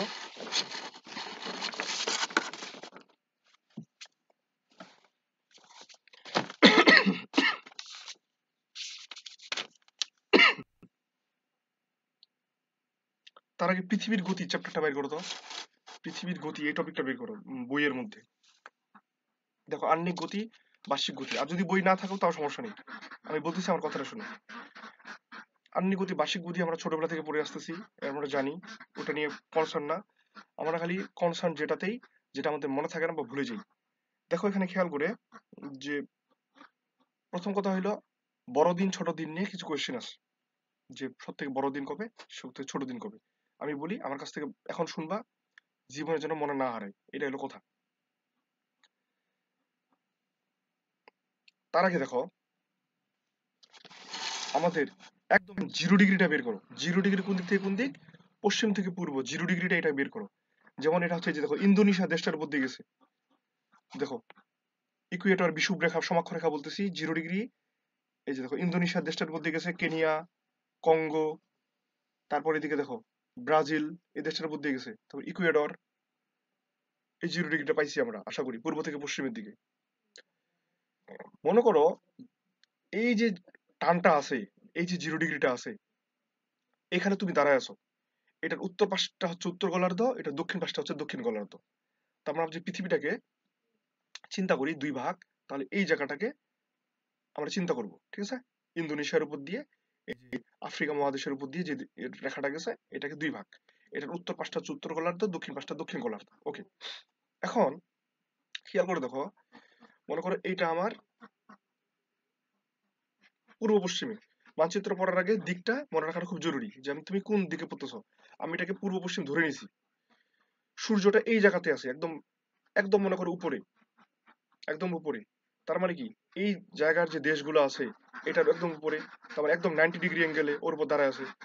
তাহলে তুমি এখন নিজে চিন্তা করো, যদি একদম সোজা উপরে লম্বভাবে ওই রেখাটার উপরে সূর্যটা থাকে, তাহলে তুমি আমাকে বলো উত্তর আর দক্ষিণ গোলার্ধে তাপ কম যাবে না বেশি যাবে, বা গরম বেশি লাগবে না কম লাগবে? মহুয়া, তামিম, তুমি বলো তো। দাদা আরেকবার একটু বলবেন প্রশ্নটা? আমি বললাম যে ধরো ওই যে বললাম আমাদের ওই যে দাদা রেখাটা, আরেকবার একটু বলবেন। ওই রেখাটার উপরে, ওই রেখাটার উপরে এখন সূর্যটা আছে, যেহেতু পূর্ব পশ্চিমে সূর্যটা উঠে নামে, ওই রেখাটার উপরে একদম কোনো দিকে হেলে নেই, ওই রেখাটার একদম উপরে। তো ওখানে যদি থাকে, তুমি আমার কথা চিন্তা করো, আমার মনে করি কপালটা, এই কপালের এইখানে যদি সূর্যটা থাকে, তাহলে আমার এই পাশগুলা বেশি তাপ পাবে না কম তাপ পাবে? সাইড কম গুলা তাপ পাবে। কম তাপ পাবে। তার মানে কম তাপ পাবে। যার উপরে আছে সে বেশি পাবে না, কারণ তার ওই স্থানটা থেকে সূর্যের দূরত্বটা কম এখন, বিষয়টা তাই না? এই স্থান থেকে সূর্যের দূরত্বটা কম না এর থেকে এর, কিন্তু অন্যান্য জায়গাগুলো দূরে, একটু দূরে দূরে চলে গেছে, এটাই তো ব্যাপারটা।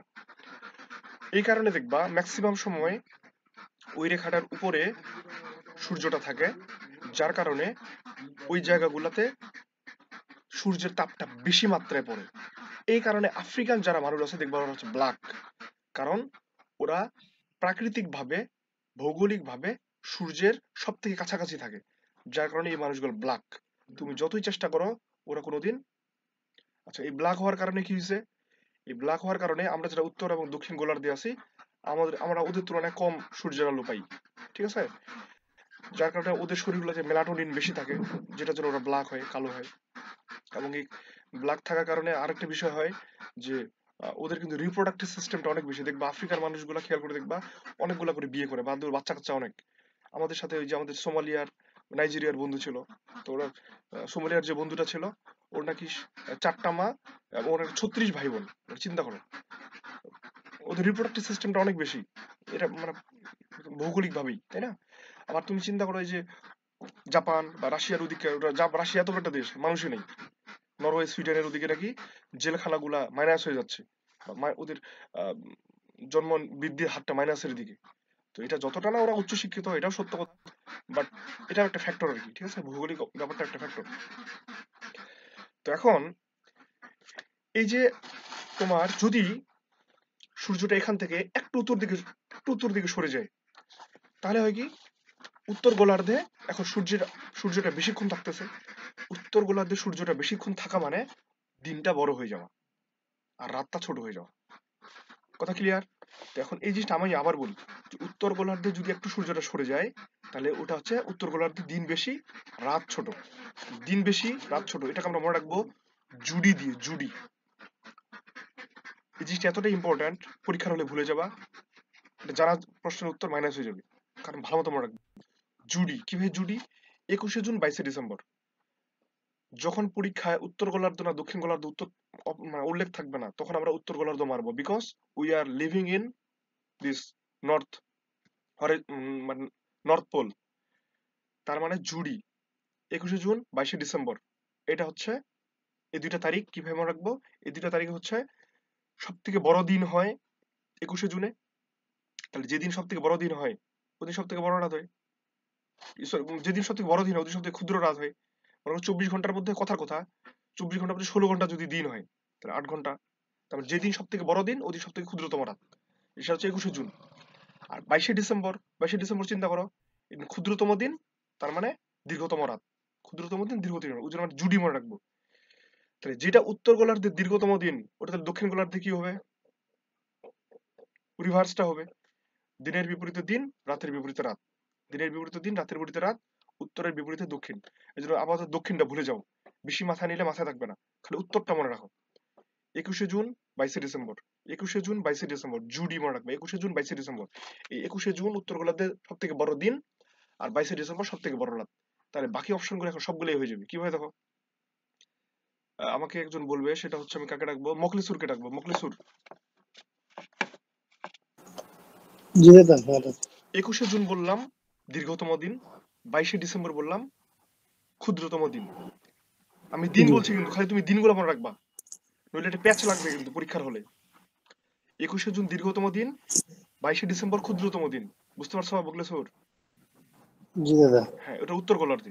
তাহলে তোমাকে যদি এখন প্রশ্ন বলা হয় যে তাহলে বলো তো মখলিসুর, তাহলে ক্ষুদ্রতম রাত কত তারিখে হবে উত্তর গোলার্ধে? 21শে জুন। তাহলে মখলিসুর তুমি আমাকে বলো তো যে দীর্ঘতম রাত তাহলে কবে হবে উত্তর গোলার্ধে? দীর্ঘতম রাত হ্যাঁ, 22শে ডিসেম্বর। 22শে ডিসেম্বর। আমরা খালি দিনটা কেমন রাখবো? জুডি, ওই জন্য বললাম জুডি দিয়ে মনে রাখবো, 21শে জুন 22শে ডিসেম্বর। 21শে জুন বড় দিন, আর 22শে ডিসেম্বর ক্ষুদ্র দিন। এবার মুকসেদা আক্তার সাথী, তুমি আসো দেখি। জি ভাইয়া। তাহলে তুমি এখন বলো, যেটা উত্তরের দিন ওইটা দক্ষিণের দিন, মানে উল্টাটা, ঠান্ডা মাথায় কিন্তু। তুমি বলো 21শে জুন তাহলে দক্ষিণ গোলার্ধে কি হবে? 21শে জুন উত্তর গোলার্ধে দীর্ঘতম দিন, তাহলে 21শে জুন দক্ষিণ গোলার্ধে কি হবে? ক্ষুদ্রতম দিন হবে, দীর্ঘতম রাত, ক্ষুদ্রতম ক্ষুদ্রতম দিন। দিন হবে, কারণ এর বিপরীত দিনের বিপরীত দিন, রাতের বিপরীত রাত, এভাবে মনে রাখবা, দিনের বিপরীত দিন, রাতের বিপরীত রাত। তাহলে 21শে জুন যদি দীর্ঘতম দিন হয় উত্তর গোলার্ধে, ঠান্ডা মাথায় কিন্তু, আমি জানি তোমাদের এই জায়গায় ধৈর্যটা হবে না, তোমরা তো উড়াং ফালাং বেশি, রিল ভিডিও দেখা জেনারেশন তোমরা, ঠিক আছে, যার কারণে তোমাদের ধৈর্য শক্তি অনেক কম।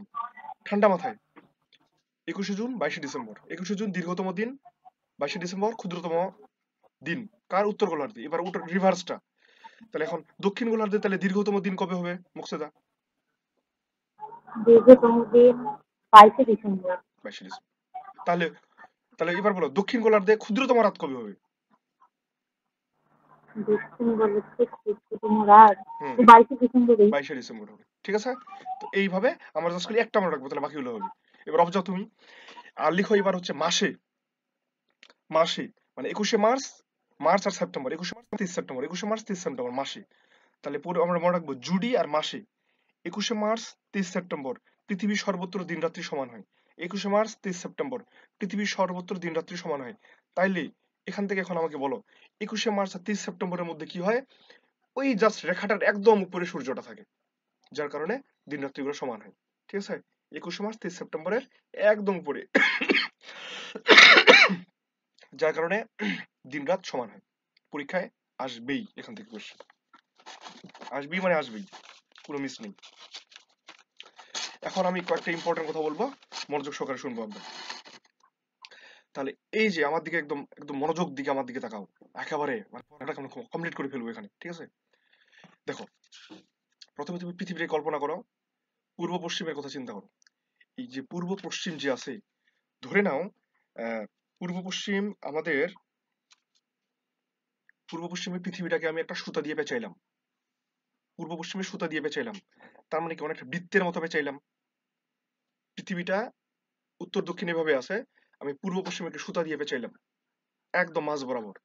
এই যে সুতা দিয়ে পেঁচাইলাম, বৃত্তের আকারে পেঁচাইলাম, এটা কাল্পনিক রেখা যদিও, বৃত্তের আকারে পেঁচাইলাম।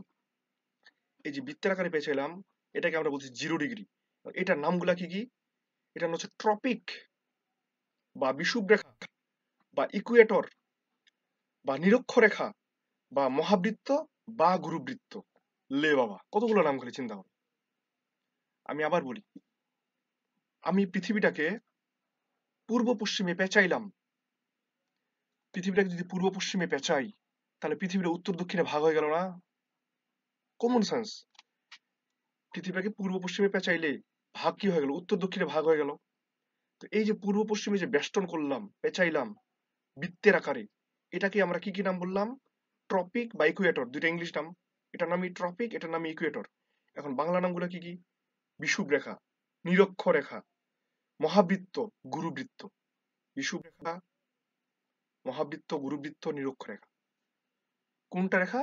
যেটা পৃথিবীকে পূর্ব থেকে পশ্চিমে বেষ্টন করে এবং পৃথিবীকে উত্তর দক্ষিণে বিভক্ত করে। কথা বোঝা গেছে এই পর্যন্ত?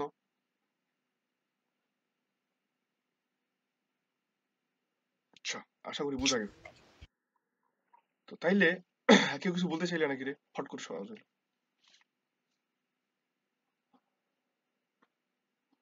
কি মানে? আচ্ছা, আশা করি বোঝা গেছে। এখন আসো, ওই প্যাচটাই আছে। এখন ওই প্যাচটাকে, ওই যে আমরা বললাম এটা হচ্ছে 0 ডিগ্রির উপরে আছে, এতক্ষণ থেকে যেটা হিসাব করলাম, মনে করি 0 ডিগ্রি। এখন ওই 0 ডিগ্রি থেকে যদি আমি উত্তর দিকে যাই, তার মানে উত্তর গোলার্ধের দিকে যাচ্ছি। আবার দক্ষিণ গোলার্ধে আসলে দক্ষিণ গোলার্ধের দিকে আসতেছি। এই তো মনে করো আমি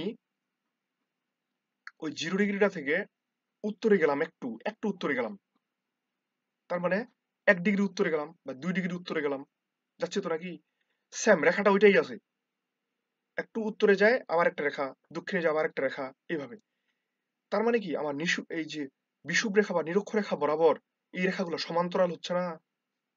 খেয়াল করতে হবে, সমান্তরাল হচ্ছে। আমি 1 ডিগ্রি করে এইদিকে যাচ্ছি, এই যে রেখাগুলো সমান্তরাল হচ্ছে, এগুলাকে বলা হয় line of Latitude. Line of Latitude বা অক্ষরেখা বা সমাক্ষরেখা। তাহলে অক্ষরেখা বা সমাক্ষরেখা বা লাইন অফ ল্যাটিটিউড কি? যে আমি বিষুবরেখা বা নিরক্ষরেখা থেকে প্রতি 1 ডিগ্রি উত্তর দিকে বা প্রতি 1 ডিগ্রি দক্ষিণ দিকে যে যাচ্ছি, তো বিষুবরেখা বা নিরক্ষরেখা সমান্তরাল যে রেখাগুলা, এই সমান্তরাল রেখাগুলাকে বলা হয় সমাক্ষরেখা বা অক্ষরেখা বা ল্যাটিটিউড। এ পর্যন্ত আপত্তি আছে বুঝার? মানে সংজ্ঞাটা যেটা বললেন এখন, হ্যাঁ, বুঝিনি কি আকলিমা? এখন যে অক্ষরেখার সংজ্ঞাটা আপনি বললেন সেটা আরেকবার একটু বললে ভালো হতো। আচ্ছা, সংজ্ঞাটা থেকে গুরুত্বপূর্ণ জিনিসটা বুঝার। আমি বললাম আমরা 0 ডিগ্রিতে দাঁড়ায় আছি, এই 0 ডিগ্রি থেকে 1 ডিগ্রি উত্তরে বা দক্ষিণে গেলাম, এখানে আরেকটা রেখা দিলাম, আবার 2 ডিগ্রি জি আরেকটা দাদা, রেখা। এটা বুঝছি যে নিরক্ষরেখা থেকে হ্যাঁ, নিরক্ষরেখা থেকে উত্তর বা দক্ষিণে, ঠিক আছে, 1 দক্ষিণ ডিগ্রি থেকে বা 1 2 ডিগ্রি ডিগ্রি করে করে করে, হ্যাঁ, যে বা রেখাগুলো কল্পনা 2 করা ডিগ্রি হয়, করে। যে পূর্ণবৃত্ত রেখাগুলো কল্পনা করা হয়, এগুলাকে সমাক্ষরেখা বলতেছি অথবা অক্ষরেখা বা লাইন অফ ল্যাটিটিউড বলতেছি, ঠিক আছে? এই পর্যন্ত গেল। তার মানে এটা আমরা এতক্ষণ থেকে পৃথিবীটাকে খালি পূর্ব পশ্চিমে কল্পনা করতেছিলাম, এবং কি পূর্ণবৃত্ত রেখা, যার কারণে পৃথিবীটা উত্তর দক্ষিণে ভাগ হয়ে যাচ্ছিল, ঠিক আছে? পৃথিবীটাকে আমরা পূর্ব পশ্চিমে রেখাটা তার মানে ভাগ হয়ে যাচ্ছিল উত্তর দক্ষিণে। এই পর্যন্ত দেখো। এখন মনে করো আমি যেতে যেতে যেতে যেতে উত্তরে উত্তরে 23.5 ডিগ্রি চলে আসলাম। কত ডিগ্রি আসলাম? 23.5 ডিগ্রি। এই যে আসলাম, এটাকে আমরা বলি টপিক অফ ক্যান্সার বা কর্কট ক্রান্তি রেখা। তার মানে বিষুব রেখা থেকে 23.5 ডিগ্রি উত্তরে যে অক্ষরেখা বা সমাক্ষরেখা বা বা লাইন অফ ল্যাটিটিউডটা কল্পনা করা হয়, এটাকেই বলা হয় কর্কট ক্রান্তি রেখা বা tropic of cancer. Tropic of ক্যান্সারটা এখন তোমরা সবাই বের করবা।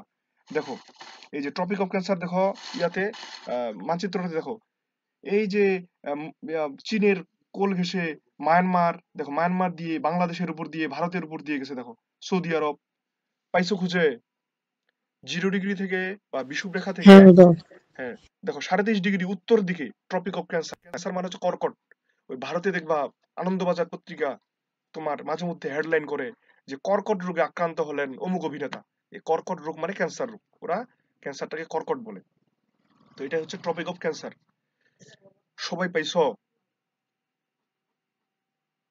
23.5 ডিগ্রি উত্তর যে রেখাটা ট্রপিক অফ ক্যান্সার বা কর্কট ক্রান্তি, ওইটা দেখো কোন কোন দেশগুলোর উপর দিয়ে গেছে। আমি এই দিক থেকে যদি বলা শুরু করি, দেখো তাইওয়ানের উপর দিয়ে গেছে, চীনের উপর দিয়ে গেছে, Myanmar, Bangladesh, Bharat, Oman, Saudi Arab, তারপর দেখো এখানে এই যে মিশর, লিবিয়া, আলজেরিয়া, মৌরিতানিয়া, চলতে চলতে চলতে চলতে মেক্সিকো। এই যে দেখো পাইছরে সবাই রে। এই হ্যাঁ দাদা। 34 জন, তার মধ্যে আমি বাদে 33 জন। এই 33 জন যদি এটা 100% তোমরা না বুঝতে পারো বা আউটকামটা যদি একটু ওদিক ওদিক হয়, তাহলে এত কথাবার্তা সব বৃথা হয়ে যাবে। সো 33 জন একদম ভালো মতো। হ্যাঁ, তাইলে এবার দক্ষিণ গোলার্ধের দিকে আসো।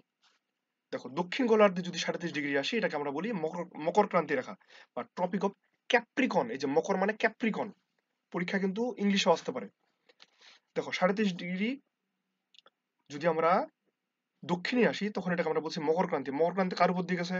এখন আসো নিচের দিকে, যে 23.5 ডিগ্রি, এই দেখো অস্ট্রেলিয়ার উপর দিয়ে গেছে, মাদাগাস্কার, তারপরে এই যে দেখো মাপুতো, এই যে বতসোয়ানা, নামিবিয়া, তারপরে এই যে দেখো প্যারাগুয়ে, এই যে ব্রাজিলকেও গেছে কাটছে, চিলিকে কাটছে। পাইছো? মকর ক্রান্তি রেখা এটা হচ্ছে বিষুব রেখা থেকে 23.5 ডিগ্রি দক্ষিণে। মোসাম্মত মাসুরা বেবি, তুমি মাইক্রোফোন অন করো।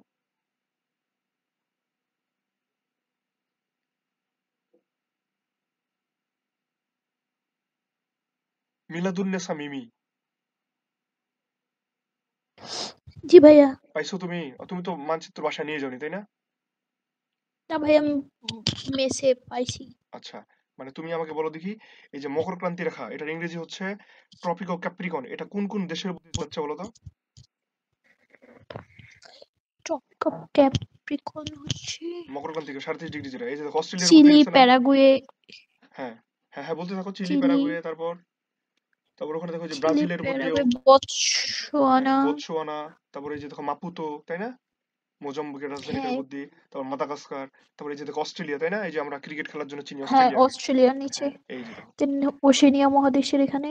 হ্যাঁ, তার মানে এটাকে আমরা বললাম ট্রপিক অফ ক্যাপ্রিকন। ঠিক আছে, এখন তুমি অবজাও, এর সাথে আবার এর সাথে আবার যদি আমরা 23 লাগাই, মানে 23.5 ডিগ্রি তো দক্ষিণ গেছে, এর সাথে আবার 23, একদম চলে আসলো 66.5 বা 66.3, অনেক বলে পয়েন্ট তো বলা যাবে না মানে। আচ্ছা, এটাকে জানো তো নাকি? একটা হচ্ছে ডিগ্রি আর একটা করে মিনিট, এটাকে পড়তে লাগে। এই যে এটাকে পড়বো আমরা হচ্ছে এইভাবে যে 23 ডিগ্রি 50 মিনিট বা 23 ডিগ্রি 5 মিনিট 50 মিনিট, এভাবে কিন্তু এটা পড়তে লাগে। তো এখন আবার তুমি ওখান থেকে 23 লাগাও, দেখো 66.33 যেটা আসলো, এটাকে আমরা বলি যে অ্যান্টার্কটিক সার্কেল, মানে কুমেরু বৃত্ত। আর ঠিক ওই দিকে উত্তর গোলার্ধের দিকেও দেখো, আবার তুমি 23 যাও, এই দেখো সুমেরু বৃত্ত, যেটা দেখো রাশিয়ার উপর দিয়ে গেছে। তার মানে সুমেরু বৃত্তর যদি আমরা মাপটা দেখি, যে ওইটা বিষুব রেখা থেকে কত দিকে, 66 ডিগ্রি 5 মিনিট 50 মিনিট, যেটা বলি না কেন, ওটা হচ্ছে ওইদিকে, ওটা হচ্ছে সুমেরু বৃত্ত। আর কুমেরীয় বৃত্তটা হচ্ছে দেখো অ্যান্টার্কটিকা মহাদেশের উপর দিয়ে 66 পয়েন্ট। তাহলে কুমেরীয় বৃত্তের অর্ধেকটা হচ্ছে মকর ক্রান্তি রেখা বা ট্রপিক অফ ক্যাপ্রিকন, আর এখানে 0 তো বিষুব রেখা গেল, এইভাবে যাচ্ছে। মোস্তারিনা খাতুন, শোনা হচ্ছে আমার কথা? জি দাদা। মনে করো, বুঝে উত্তরটা দিবা, তোমাকে একটা আমি ইন্টেলেকচুয়াল কোশ্চেন করবো এবং আশা করি সবাই এটা শুনবা। মনে করো মোস্তারিনা খাতুন, তুমি এখন অ্যান্টার্কটিকা মহাদেশে দাঁড়ায় আছো, অর্থাৎ তুমি কুমেরীয় বৃত্তে দাঁড়ায় আছো। এইখান থেকে তুমি, আমার কথা শোনো, এখান থেকে তুমি 23 ডিগ্রি উত্তরে হাঁটা দিলা, এখন তুমি কোন রেখার মধ্যে আসবা? সুমরীয় দাদা। মোস্তারিনা খাতুন, মারে ফেলবো তোমাকে আমি। তুমি দাঁড়ায় আছো দাদা তুমি সময় আছো কুমিরীয় বৃত্তে, দ্যাট মিনস 66.5, এইটাতে দাঁড়ায় আছো। এখান থেকে 23 ডিগ্রি উত্তর মানে কি? 23 ডিগ্রি উত্তর মানে তুমি এখন কি নিরক্ষরেখার দিকে আসতেছো না? ওখান থেকে জি 23 দাদা ডিগ্রি, জি দাদা তার মানে তুমি এখন জি মকর দাদা ক্রান্তি রেখায় দাঁড়াবা, মকর ক্রান্তি বা ট্রপিক অফ ক্যাপ্রিকনে। কথা কি বুঝতে পারছো? জি দাদা বুঝতে হ্যাঁ, পারছি এবার। এবার তুমি আবার মকর ক্রান্তি থেকে আবার উত্তর, ওই জন্য বলছি মানচিত্র পড়ার সময় দিকগুলা মাস্ট, দিকগুলো খুব ইম্পর্টেন্ট। এখন তুমি আবার মকর ক্রান্তি থেকে আবার তুমি 37 ডিগ্রি উত্তরে আসবা, এখন যে রেখাটাতে দাঁড়ায় আছো ওর এটার নাম কি? এটা কর্কট ক্লান্তি দেখা। তোমাকে কিন্তু এই ওর আশেপাশে কেউ আসে না, করে ঘুষি মারতো একটা দ্রুত। তুমি মকর ক্রান্তি থেকে 37 ডিগ্রি উত্তরে আসবা, মানে তুমি এখন 0 ডিগ্রিতে নাই। দাদা আমি গুলিয়ে ফেলছি। ঠান্ডা মাথায় ভাবো, তুমি এখন মকর ক্রান্তি রেখাতে আসো নাকি? মকর ক্রান্তি মানে কি দক্ষিণ গোলার্ধে না? জি দাদা জি হ্যাঁ, দাদা। তো দক্ষিণ গোলার্ধে, দক্ষিণ থেকে তুমি উত্তরের দিকে আসতেছো, দক্ষিণ থেকে উত্তরের দিকে আসা মানে কি? ওখান থেকে 37 থেকে তুমি 37 উত্তরে আসা মানে তুমি এখন 0 ডিগ্রির মধ্যে চলে আসবে না, উত্তরে, জি ওইটার উত্তরে। জি দাদা বুঝতে জি স্যার হ্যাঁ, জি দাদা তাহলে বুঝতে এটা পারছি। এখন কি? এটা এখন তুমি এখন বিষুব রেখা বা নিরক্ষরেখার উপর দাঁড়ায় আছো, মানে 0 ডিগ্রির উপর দাঁড়ায় আছো। কথা ক্লিয়ার? জি দাদা। হ্যাঁ, তাহলে তুমি এখন বলো জি দাদা, যে এই যে তুমি 37 ডিগ্রি মকর ক্রান্তি রেখা বা কুমিরীয় বৃত্ত, এগুলার আসলে কমন নামটা কি ছিল? সমাক্ষ রেখা নাকি বিষুব রেখা ছিল এগুলোর নাম? লাগছে পেঁয়াজ শালার, কি অবস্থা! বিষুব রেখা। 0 ডিগ্রিটার নাম হচ্ছে বিষুব রেখা। 0 ডিগ্রি থেকে যত আমরা এদিকে ওদিকে যাব, এগুলোর নাম হচ্ছে সমাক্ষ রেখা বা অক্ষরেখা বা লাইন অফ ল্যাটিটিউড। ঠিক আছে? আমি বললাম না যে আমার এই যে এটা হচ্ছে তোমার 0 ডিগ্রি, এটা হচ্ছে বিষুব রেখা বা নিরক্ষরেখা। এর থেকে যত এদিকে এদিকে এদিকে যাইতে থাকবো, এগুলো প্রত্যেকটা নাম হচ্ছে সমাক্ষ রেখা বা অক্ষরেখা। ঠিক আছে? মানে এটা সমান্তরাল এগুলো সব।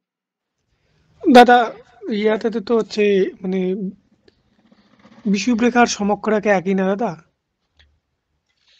সকল সমাক্ষ রেখাই বিষুব রেখা, কিন্তু সকল বিষুব রেখাই সমাক্ষ রেখা না।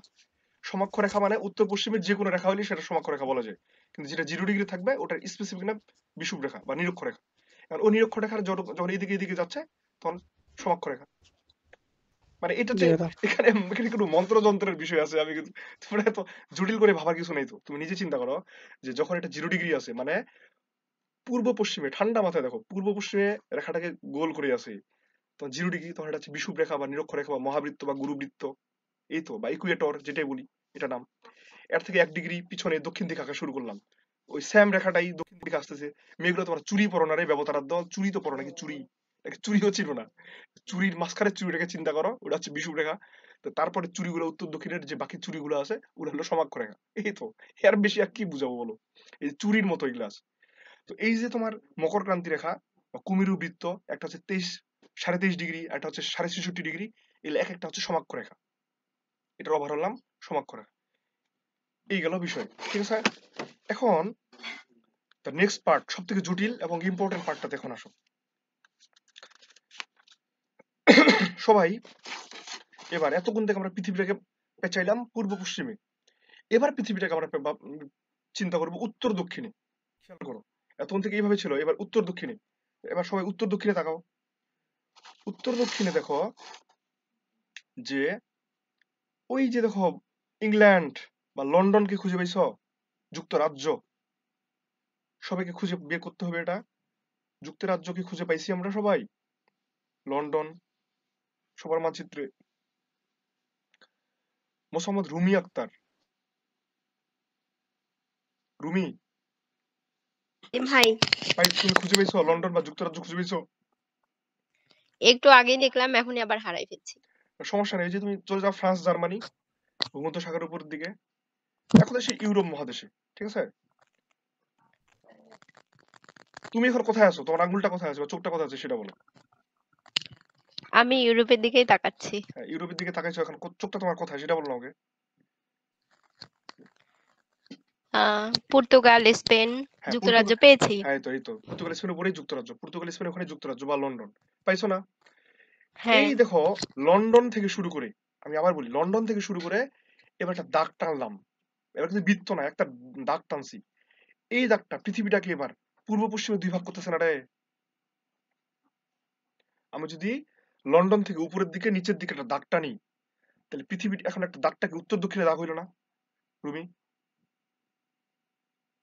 জি। হ্যাঁ, তো এই যে উত্তর দক্ষিণে দাগটা, এই দাগটা পৃথিবীটাকে কি পূর্ব পশ্চিমে আলাদা করলো না? হ্যাঁ, বিষয়টা বুঝছো তো নাকি রুমি? আমি বুঝছি। পৃথিবীটাকে যদি একটা দাগ টানি, তাহলে দাগটা এবার পূর্ব পশ্চিমে আলাদা হইলো, দাগটা বললো উত্তর দক্ষিণে। এই যে দাগটা, লন্ডনের এখানে একটা জায়গা আছে, নাম হচ্ছে গ্রিনিচ মান মন্দির। কি নাম আছে বলতো? গ্রিনিচ মান মান মন্দির। মন্দির। ওই গ্রিনিচ মান মন্দিরের উপর দিয়ে যে দাগটা আমি টানলাম, এই দাগটাকে বলা হয় মূল মধ্যরেখা। কি বলে রুমি? মূল মূল মধ্যরেখা। মধ্যরেখা। গ্রিনিচ মান মন্দিরের উপর দিয়ে পৃথিবীতে উত্তর দক্ষিণ বরাবর যে দাগটা টানলাম, যে দাগটা পৃথিবীকে পূর্ব পশ্চিমে ভাগ করলো, এটাকেই আমরা বলি মূল মধ্যরেখা। জিনিসটা বুঝে গেছো? একটা হচ্ছে তোমার, একটা হচ্ছে ভাগ করা, আর এটা হচ্ছে এই দিক বরাবর। মনে করো রুমি, আমি যদি বলি যে তোমাকে আমি কপাল থেকে একদম পা পর্যন্ত দুই ভাগ করলাম, বা একটা দাগ টানলাম তোমার, তাহলে দাগটা টানলাম কপাল থেকে পা পর্যন্ত, কিন্তু তোমার শরীরটা দুই ভাগে ভাগ হয়ে গেল না? দুইটা হাত আলাদা হয়ে হ্যাঁ, গেল না? হ্যাঁ, ব্যাপারটা ঠিক তেম এখানে সেম। যেখানে আমি গ্রিনিচ মান মন্দির থেকে একটা দাগ টানলাম উত্তর দক্ষিণে, উত্তর মেরু থেকে দক্ষিণ মেরু পর্যন্ত দাগটা টানলাম উত্তর দক্ষিণে, কিন্তু পৃথিবীটা ভাগ হয়ে গেল পূর্ব পশ্চিমে। বুঝতে পারছো? কিন্তু এখানে লেখা নাই কেন জানি গ্রিনিচ মান মন্দির এখন বললেন। গ্রিনিচ মান মন্দির ওটা লেখা থাকবে, অত জায়গা ধরে এখানে মানচিত্রটাতে সব চাইলে হইবে না তো। তুমি আমার কথাটা কি শোনো, যে ওখানে লন্ডনে একটা গ্রিনিচ মান মন্দির আছে, ওটার বিশাল ক্লক আছে ওখানে দেওয়া, ঠিক আছে? নেটে সার্চ দিলে দেখবা, ওইটাকে উপর দিয়ে এটাকে কল্পনা করা হয় এই রেখাটাকে। এটা কিন্তু পূর্ণ বৃত্ত আমরা চিন্তা করিনি, চুরির মতো না। এর আগে যেমন চুরি চিন্তা করছি ওইরকম না, এটা জাস্ট দাগ আমরা চিন্তা করছি। গেল। এই যে মূল মধ্যরেখা আছে, ঠিক আছে, এই মূল মধ্যরেখা বা এটাকে আমরা বলি দ্রাঘিমা রেখা বা লঙ্গিটিউড বা মেরিডিয়ান। মেরিডিয়ান বলি, দ্রাঘিমা রেখা বলি, অথবা লঙ্গিটিউড বলি, ঠিক আছে? এটাকে বলি দ্রাঘিমা রেখা, লঙ্গিটিউড, মধ্যরেখা বা মেরিডিয়ান। মেরিডিয়ান তো না, মেরিডিয়ান। ওকে, আমাকে সুমনা আক্তার আসো তুমি, সুমনা আক্তার, মোসাম্মদ সুমনা আক্তার। জি ভাইয়া। তুমি এখন আমাকে ঠান্ডা মাথায় বলবা, উল্টাপাল্টা বলা যাবে না, ঠান্ডা মাথায় তুমি আমাকে বলো যে বিষুব রেখা আর দ্রাঘিমা রেখার মধ্যে পার্থক্যটা কি?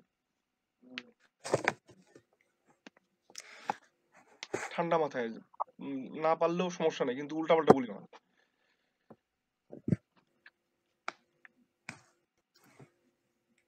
আর দেখতে হবে কেন? তুমি এতক্ষণ থেকে কি বুঝলা?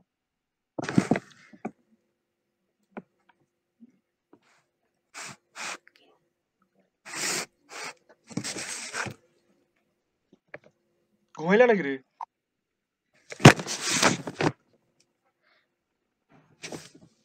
হ্যালো,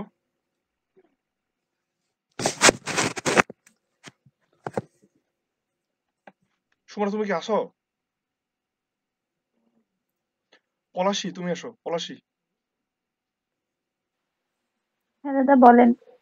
তুমি বিষুব রেখা এবং দ্রাঘিমা রেখার মধ্যে পার্থক্যটা বলো। দাদা পৃথিবীকে যদি পূর্ব পশ্চিমে ভাগ করা হয়, তার না, পূর্ব পশ্চিমে যদি দাগ টানা হয় তাহলে উত্তর দক্ষিণে ভাগ হয়, এটা হচ্ছে বিষুব রেখা। গুড। আর যদি আমরা পৃথিবীকে যদি উত্তর দক্ষিণে একটা দাগ টানি তাহলে পূর্ব পশ্চিমে যে ভাগ হয় এটাকে বলা হয় মূল মধ্যরেখা। মূল মধ্যরেখা বা দ্রাঘিমা রেখা বা দ্রাঘিমা রেখা, মধ্যরেখা বা মেরিডিয়ান লঙ্গিটিউড। বা লঙ্গিটিউড, তাই না? হ্যাঁ থ্যাংক ইউ। জি। তাহলে জি দেখো, দাদা। এর আগে ছিল সমাক্ষরেখার নাম ছিল ল্যাটিটিউড, আর এটা হচ্ছে লঙ্গিটিউড। ল্যাটিটিউড আর লঙ্গিটিউড মনে রাখতে হবে কিন্তু, ঠিক আছে? ল্যাটিটিউড ছিল সমাক্ষরেখার নাম, ল্যাটিটিউড ছিল না জি সমাক্ষরেখার? দাদা, হ্যাঁ, আর এটা হচ্ছে লঙ্গিটিউড, ঠিক আছে, বা দ্রাঘিমা রেখা। থ্যাংক ইউ তোমাকে। তাহলে এখন তুমি পলাশি দেখো তো, আমি উত্তর দক্ষিণেও রেখাটা টানলাম, পূর্ব পশ্চিমেও টানলাম, তো দুইটা একটা জায়গায় মিলিত হবে না? একটা জিরো জিরো বিন্দুতে আমরা যে অক্ষরেখা যে টানি, এক্স এক্স আর ওয়াই জি দাদা। গ্রাফের মধ্যে যে টানি, হুম। তো দেখো তো এখানে মিলিত হয়েছে না? এই যে দেখো, আফ্রিকা মহাদেশের পাশে, গ্যাবনের পাশে, সাওটম বা নিরক্ষীয় গিনির পাশে, দেখো তো মিলিত হয়েছে না এখানে দুইটা রেখা?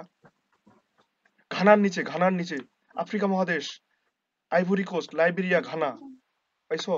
আইভরি কোস্ট, লাইবেরিয়া, ঘানা, এই দুইটা হয় রেখা নাই দেখো তো, দাদা। জি দাদা। পাইছো পলাশি? দাদা পাইনি আমি। আচ্ছা তুমি খুঁজতে থাকো, আমি নেক্সট যাব প্রিয়ার কাছে, প্রিয়া ইসলাম। জি প্রিয়া দাদা। পাইছো তুমি এই যে আহ, জি। হ্যাঁ কোথায় বলো তো এটা প্রিয়া? সাউথ ওমের একটু হচ্ছে হ্যাঁ পশ্চিম দিকে, একটু পশ্চিম দিকে, এই যে গিনি প্রিয়া, উপসাগর আমি এই তো সুন্দর, হ্যাঁ নিরক্ষীয় গিনি ওখানে, তাই না? দুইটা এক জায়গায় মিলিত হয়েছে না? মানে আমরা ওই যে গ্রাফের যে এক্স আর হচ্ছে ওয়াই যে বলি, ভুজ আর কোটি, ওই ভুজ আর কোটি যে জিরো বিন্দুতে মিলিত হয়, এটা অনেকটা ওইরকম দেখাচ্ছে না প্রিয়া? হ্যাঁ হ্যাঁ এখন মনে করো প্রিয়া তুমি এই জায়গাটাতে দাঁড়ায় আছো, পুরা জিরো ডিগ্রিতে দাঁড়ায় আছো, ঠিক আছে? প্রিয়া মনোযোগ সহকারে, তুমি এখানে দাঁড়ায় আছো, এইখানে দাঁড়ায় থাকার পর, এখানে দাঁড়ায় থাকার পর মনে করো তোমাকে আমি বললাম যে তোমার ওই অবস্থানটা আমাদের যদি স্পেসিফিকলি বলি যে ৩৭.৫ ডিগ্রি কর্কট ক্রান্তি, তোমার ওইখান থেকে ৩৭.৫ ডিগ্রি কর্কট ক্রান্তি যদি আমি একটা রেখাটা নিই, তাহলে এই রেখাটা একটা সূক্ষ্মকোণ উৎপন্ন করবে না? তোমার ওখান থেকে তুমি আছো জিরোতে, এই জিরো থেকে হ্যাঁ আমি একটু বাঁকা করে সমাক্ষ রেখার এদিকে যদি একটা রেখাটা নিই, তাহলে কি ইয়ে হবে না, একটা সূক্ষ্মকোণ হবে না? জি স্যার। 90 ডিগ্রি থেকে ছোট। তারপর মনে করো আমি তোমাকে বললাম যে প্রিয়া তুমি যেখানে আছো এইখান থেকে আমাদের বাংলাদেশ পর্যন্ত একটা রেখা টানি, তো এখান থেকে তোমার এখান থেকে যদি বাংলাদেশ পর্যন্ত একটা রেখা টানি, একটা তির্যক রেখা হবে না রে জিরো থেকে? হুম। হবে কিনা? তো এই যে হবে। হ্যাঁ 0 ডিগ্রি মূল মধ্যরেখা থেকে এখান থেকে যে কোন আকারে আমি আমার যে অবস্থানটা, তোমার অবস্থানটা, যেমন আমরা গ্রাফের ক্ষেত্রে এক্স ওয়াই এর মানগুলো বের করতাম যে 2 3, এক্স এর দিকে 2, ওয়াই এর দিকে 3, এভাবে গ্রাফে মনে আছে ভুজকটির মানগুলো আমরা যে আমরা করতাম, এ বিন্দু 2 3 জি দাদা। 5 4, এই যে অবস্থানটা মানে নিরক্ষরেখা থেকে উত্তরে বা দক্ষিণে তোমার যে কৌণিক যে অবস্থান বা কোণের যে অবস্থান, কত ডিগ্রি অ্যাঙ্গেল করে আসো, এটা কি বলে? অক্ষাংশ বা ল্যাটিটিউড। এটাকে কি বলে প্রিয়া? অক্ষাংশ অক্ষাংশ বা বা ল্যাটিটিউড। ল্যাটিটিউড, অক্ষাংশ বা ল্যাটিটিউড। তার মানে অক্ষাংশ বা ল্যাটিটিউড হচ্ছে কৌণিক দূরত্ব। কিসের বেসিসে?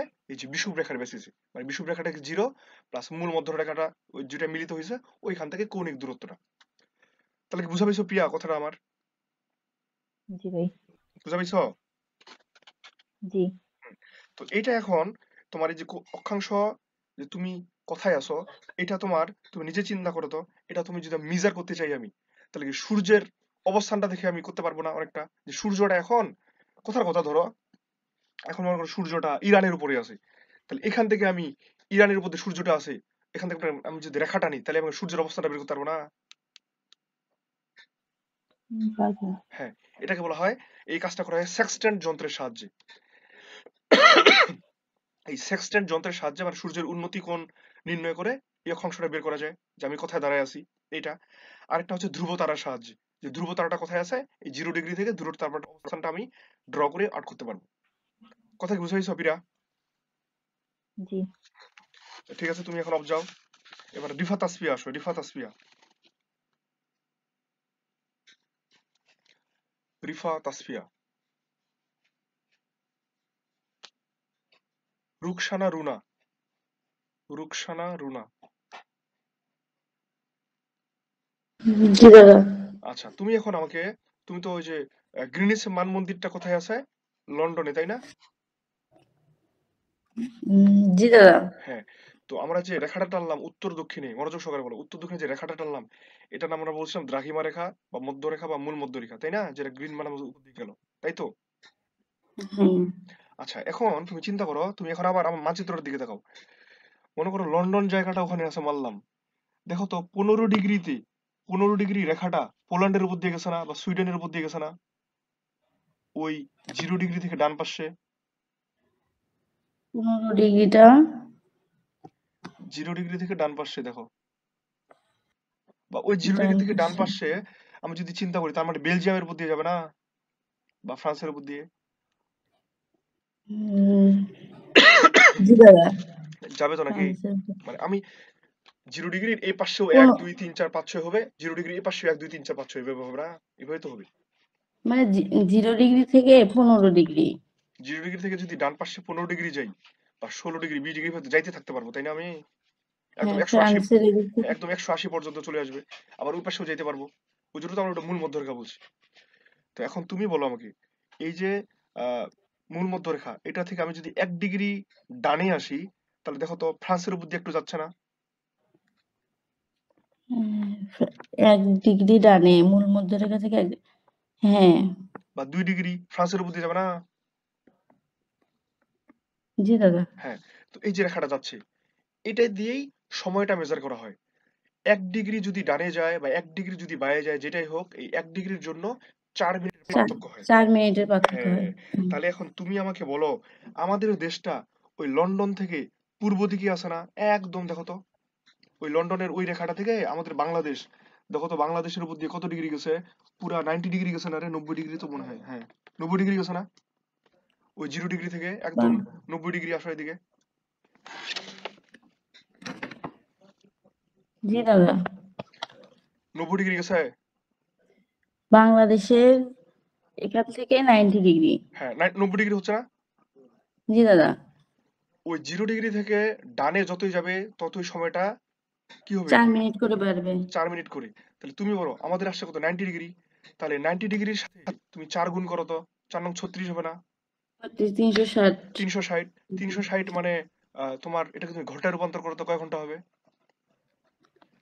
360 মিনিট, 60 দ্বারা ভাগ করো, তাহলে 6 ঘন্টা হচ্ছে না?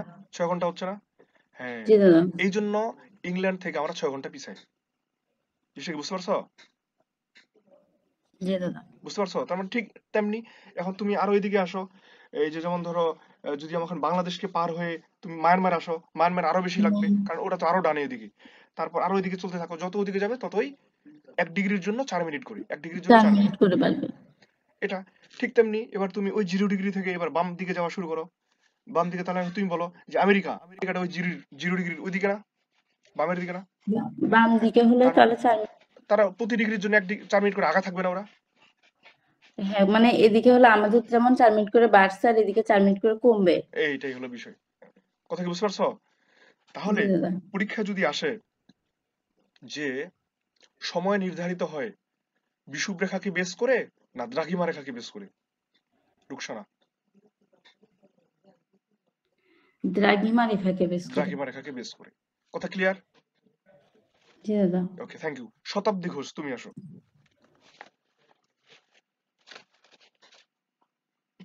শতাব্দী, শোনো আমার কথা? হ্যাঁ, তুমি তাহলে শতাব্দী আমাকে বলো দেখি, ঠান্ডা মাথায় বলবা যে আমাদের আমাদের এই যে বাংলাদেশ মনে করো 23.5 ডিগ্রি কর্কট ক্রান্তি রেখার উপর দিয়ে আমাদের বাংলাদেশের উপর দিয়ে বয়ে গেছে 23.5 ডিগ্রি কর্কট ক্রান্তি। আমি কিন্তু আগের পরে চলে গেছি, একটু প্যাচ লাগবে এখানে। এই 23.5 ডিগ্রি যে কর্কট ক্রান্তি রেখা, এই কর্কট ক্রান্তি রেখাটার নাম দ্রাঘিমা রেখা না সমাক্ষ রেখা? 23.5 ডিগ্রি কর্কট ক্রান্তি যদি পূর্ব পশ্চিমে হয়, শতাব্দী, পূর্ব পশ্চিমে হওয়া মানেই ওটা হচ্ছে সমাক্ষ রেখা, ঠিক আছে? পূর্ব পশ্চিমে হওয়া মানে কি শতাব্দী? তুমি কি জিনিসটা বুঝা পেয়েছো? সমাক্ষ রেখা মানে বুঝা পেয়েছো তো নাকি?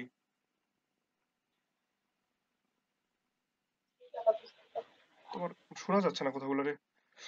আচ্ছা, তাহলে শতাব্দী তুমি আমাকে আরেকটা বলো, যে এই যে আমরা মানে সময়ের আদর্শ ধরলাম পৃথিবীর কোন জায়গাটাকে?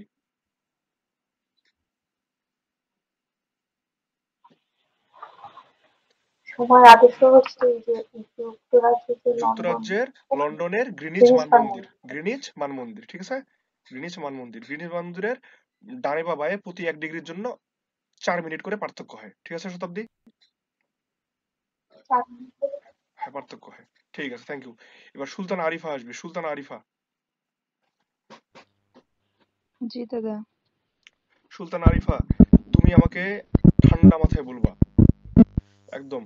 তুমি আমাকে বলো যে মনে করো তুমি এখন দাঁড়ায় আছো জাপান থেকে ওই যে আমাদের দ্রাঘিমা রেখা এবং বিষুব রেখা যে ছেদ করছে, ওইখান থেকে জাপানের বরাবর আমি একটা টান দিলাম, কড়াকড়ি টান হইলো, এটার নাম কি? এই রেখাটার নাম কি? এটা হচ্ছে দাদা অক্ষাংশ বলে এটাকে, জি অক্ষাংশ। অক্ষাংশ বলে, তাই না? কৌণিক দূরত্ব, এক কথা শেষ। 0 ডিগ্রি থেকে উত্তর দক্ষিণ জীবনরেখার কৌণিক যে দূরত্ব, ওটাকে আমরা অক্ষাংশ বলি, তাই না? Thank you. তারপর তুমি সুলতানা, তোমার ফেসবুক আইডি কি নামে? দাদা বিনিতা। ও, তুমি বিনীতা, আচ্ছা আচ্ছা। তোমার বাবু কেমন আছে? আলহামদুলিল্লাহ ভালো। আচ্ছা আচ্ছা, খুবই ভালো। তো তাহলে তুমি এখন মানে বিনীতা, তোমাকে একটা জিনিস বলি, সেটা হচ্ছে এই যে সময় আছে না, যেটা আমরা একটু আগে জিয়া বললো, সময়টা যে নির্ধারণ করতেছি, এই নির্ধারণ করার যন্ত্রটাকে বলে ক্রোনোমিটার। কি মিটার বলে? ক্রোনোমিটার। হ্যাঁ, ক্রোনোমিটার। ঠিক আছে, ক্রোনোমিটার মাধ্যমে আমরা সূক্ষ্ম সময়ের পার্থক্যগুলো নির্ধারণ করতে পারি দ্রাঘিমা রেখার সাহায্যে। তো ঠিক আছে, তুমি ওর যাও, তোমার সাউন্ড পলিউশন হচ্ছে খুবই। ওহ, কানগুলো ঝালাপালা করে দিলাম এটা। তামান্না আলম অনি, আসো। অনি, তামান্না। জি দাদা, হ্যাঁ জি দাদা। হ্যাঁ, তামান্না আলম অনি, তুমি আমাকে বলো তো, আজারবাইজানের রাজধানী বাকুতে মানে আজারবাইজানের প্রেসিডেন্টের নাম কি? মরণ জ্বালা। পারবো না দাদা। আরে চেষ্টা করো না। দিরহাম আলিয়েভ, তাই না? দিরহাম আলিয়েভ, ওই যে বললাম শুরুতে, দিরহাম আলিয়েভ, এই ভদ্রলোক। দাদা আমি অনেক পরে জয়েন করছি দাদা, একটু প্রবলেম ছিল। আচ্ছা ঠিক আছে, ইলহাম বলছিলেন। ওই ইলহাম আলিয়েভ, ও দিলহাম না ইলহাম রে, ইলহাম আলিয়েভ না দিলহাম আলিয়েভ, দিলহাম তো মনে হয়। দাও তো আমি দেখি। দাদা আপনি ইলহাম আলিয়েভ বলছেন। ইলহাম আলিয়েভ, ঠিক আছে, Ilham Aliyev, Ilham Aliyev, Ilham Aliyev, Ilham Aliyev. আচ্ছা, উনি, তুমি এখন আমাকে বলো, যে মনোযোগ সহকারে বলবা।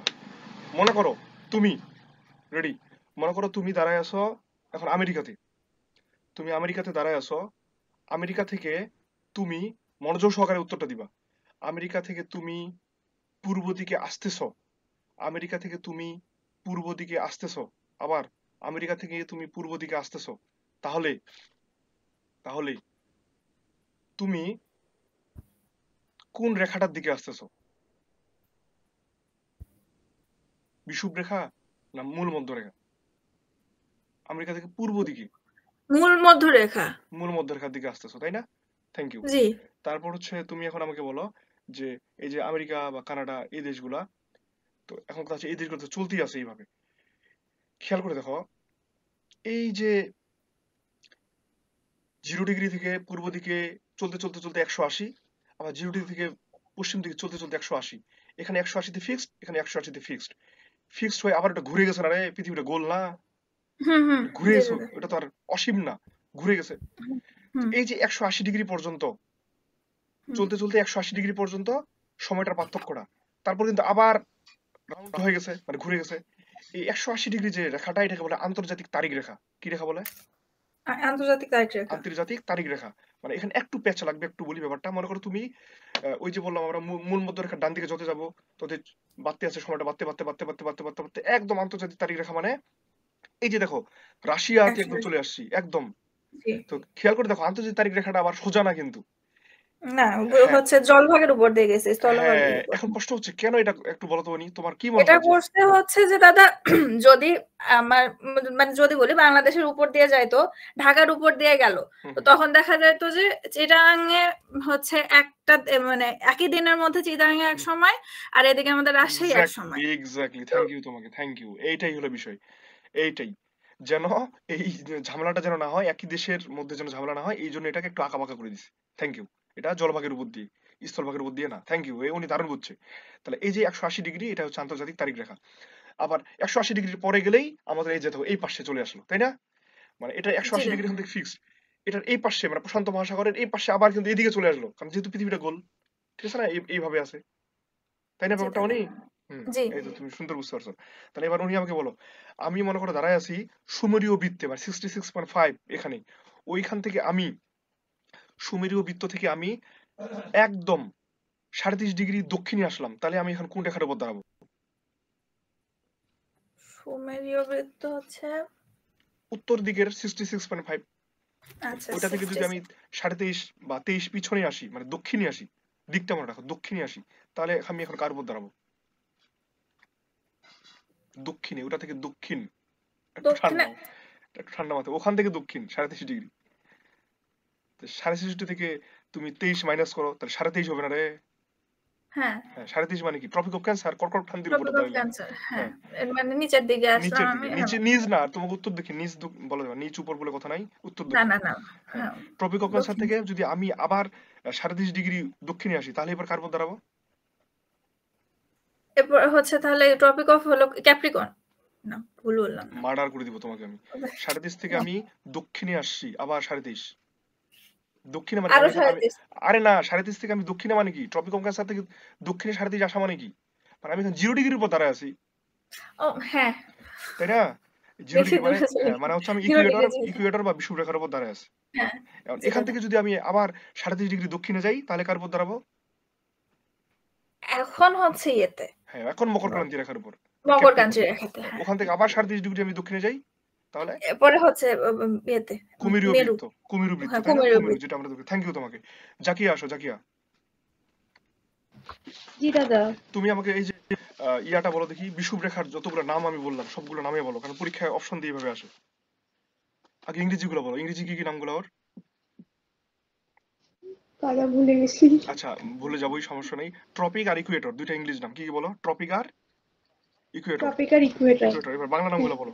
নিরক্ষরেখা, নিরক্ষরেখা, বিষুবরেখা, নিরক্ষরেখা, বিষুবরেখা, মহাবৃত্ত, মহাবৃত্ত, গুরুবৃত্ত। গুরুবৃত্ত। হ্যাঁ, এই বিষুবরেখাটা হচ্ছে রাউন্ড, তাই না? এটা হচ্ছে বৃত্তাকার। কিন্তু যেটা জি দ্রাঘিমা দাদা। রেখা, আমি কিন্তু বারবার বলছি দ্রাঘিমা রেখা আমি দাগ টানছি, তার মানে দ্রাঘিমা রেখা হচ্ছে অর্ধবৃত্ত। ঠিক আছে? দ্রাঘিমা রেখাটাকে গোল জি। চিন্তা করা হয় না।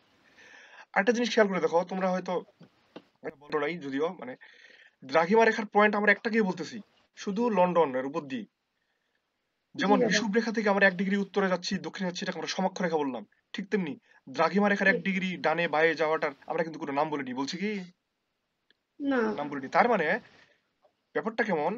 ব্যাপারটা হচ্ছে দ্রাঘিমা রেখাটার পয়েন্টটা ফিক্সড, ওইখান থেকেই ঘুরে, ওই পয়েন্ট থেকেই ঘুরে ঘুরে রেখাগুলা, মানে ওটার আলাদা কোনো আর অন্য কোনো সাব রেখা নাই। ঠিক আছে? ওটা হচ্ছে জি দাদা। উপবৃত্তাকার। ঠিক আছে? ওটা হচ্ছে উপবৃত্তাকার। এই কারণে বলা হয় যে দ্রাঘিমা রেখার সংখ্যাটা হচ্ছে মোট ৩৬০টা। এটা কল্পনা আর কি, এগুলা কাল্পনিক রেখা। ওখান থেকে কল্পনা করো তুমি, এইভাবে এইভাবে এইভাবে ড্র করতেছি একটা একটা রেখার উপর দিয়েই। ঠিক আছে? মনে জি করো দাদা। আমি যদি এখানে রেখা দেখাই, এই ক্লাসরুমে কিভাবে বোর্ড ইউজ করে এটা আমি শিখে নিব, তাহলে আমাদের জন্য একটু সুবিধা হবে। মনে করো এই যে আমি এখানে রেখাগুলো যে ড্র করি,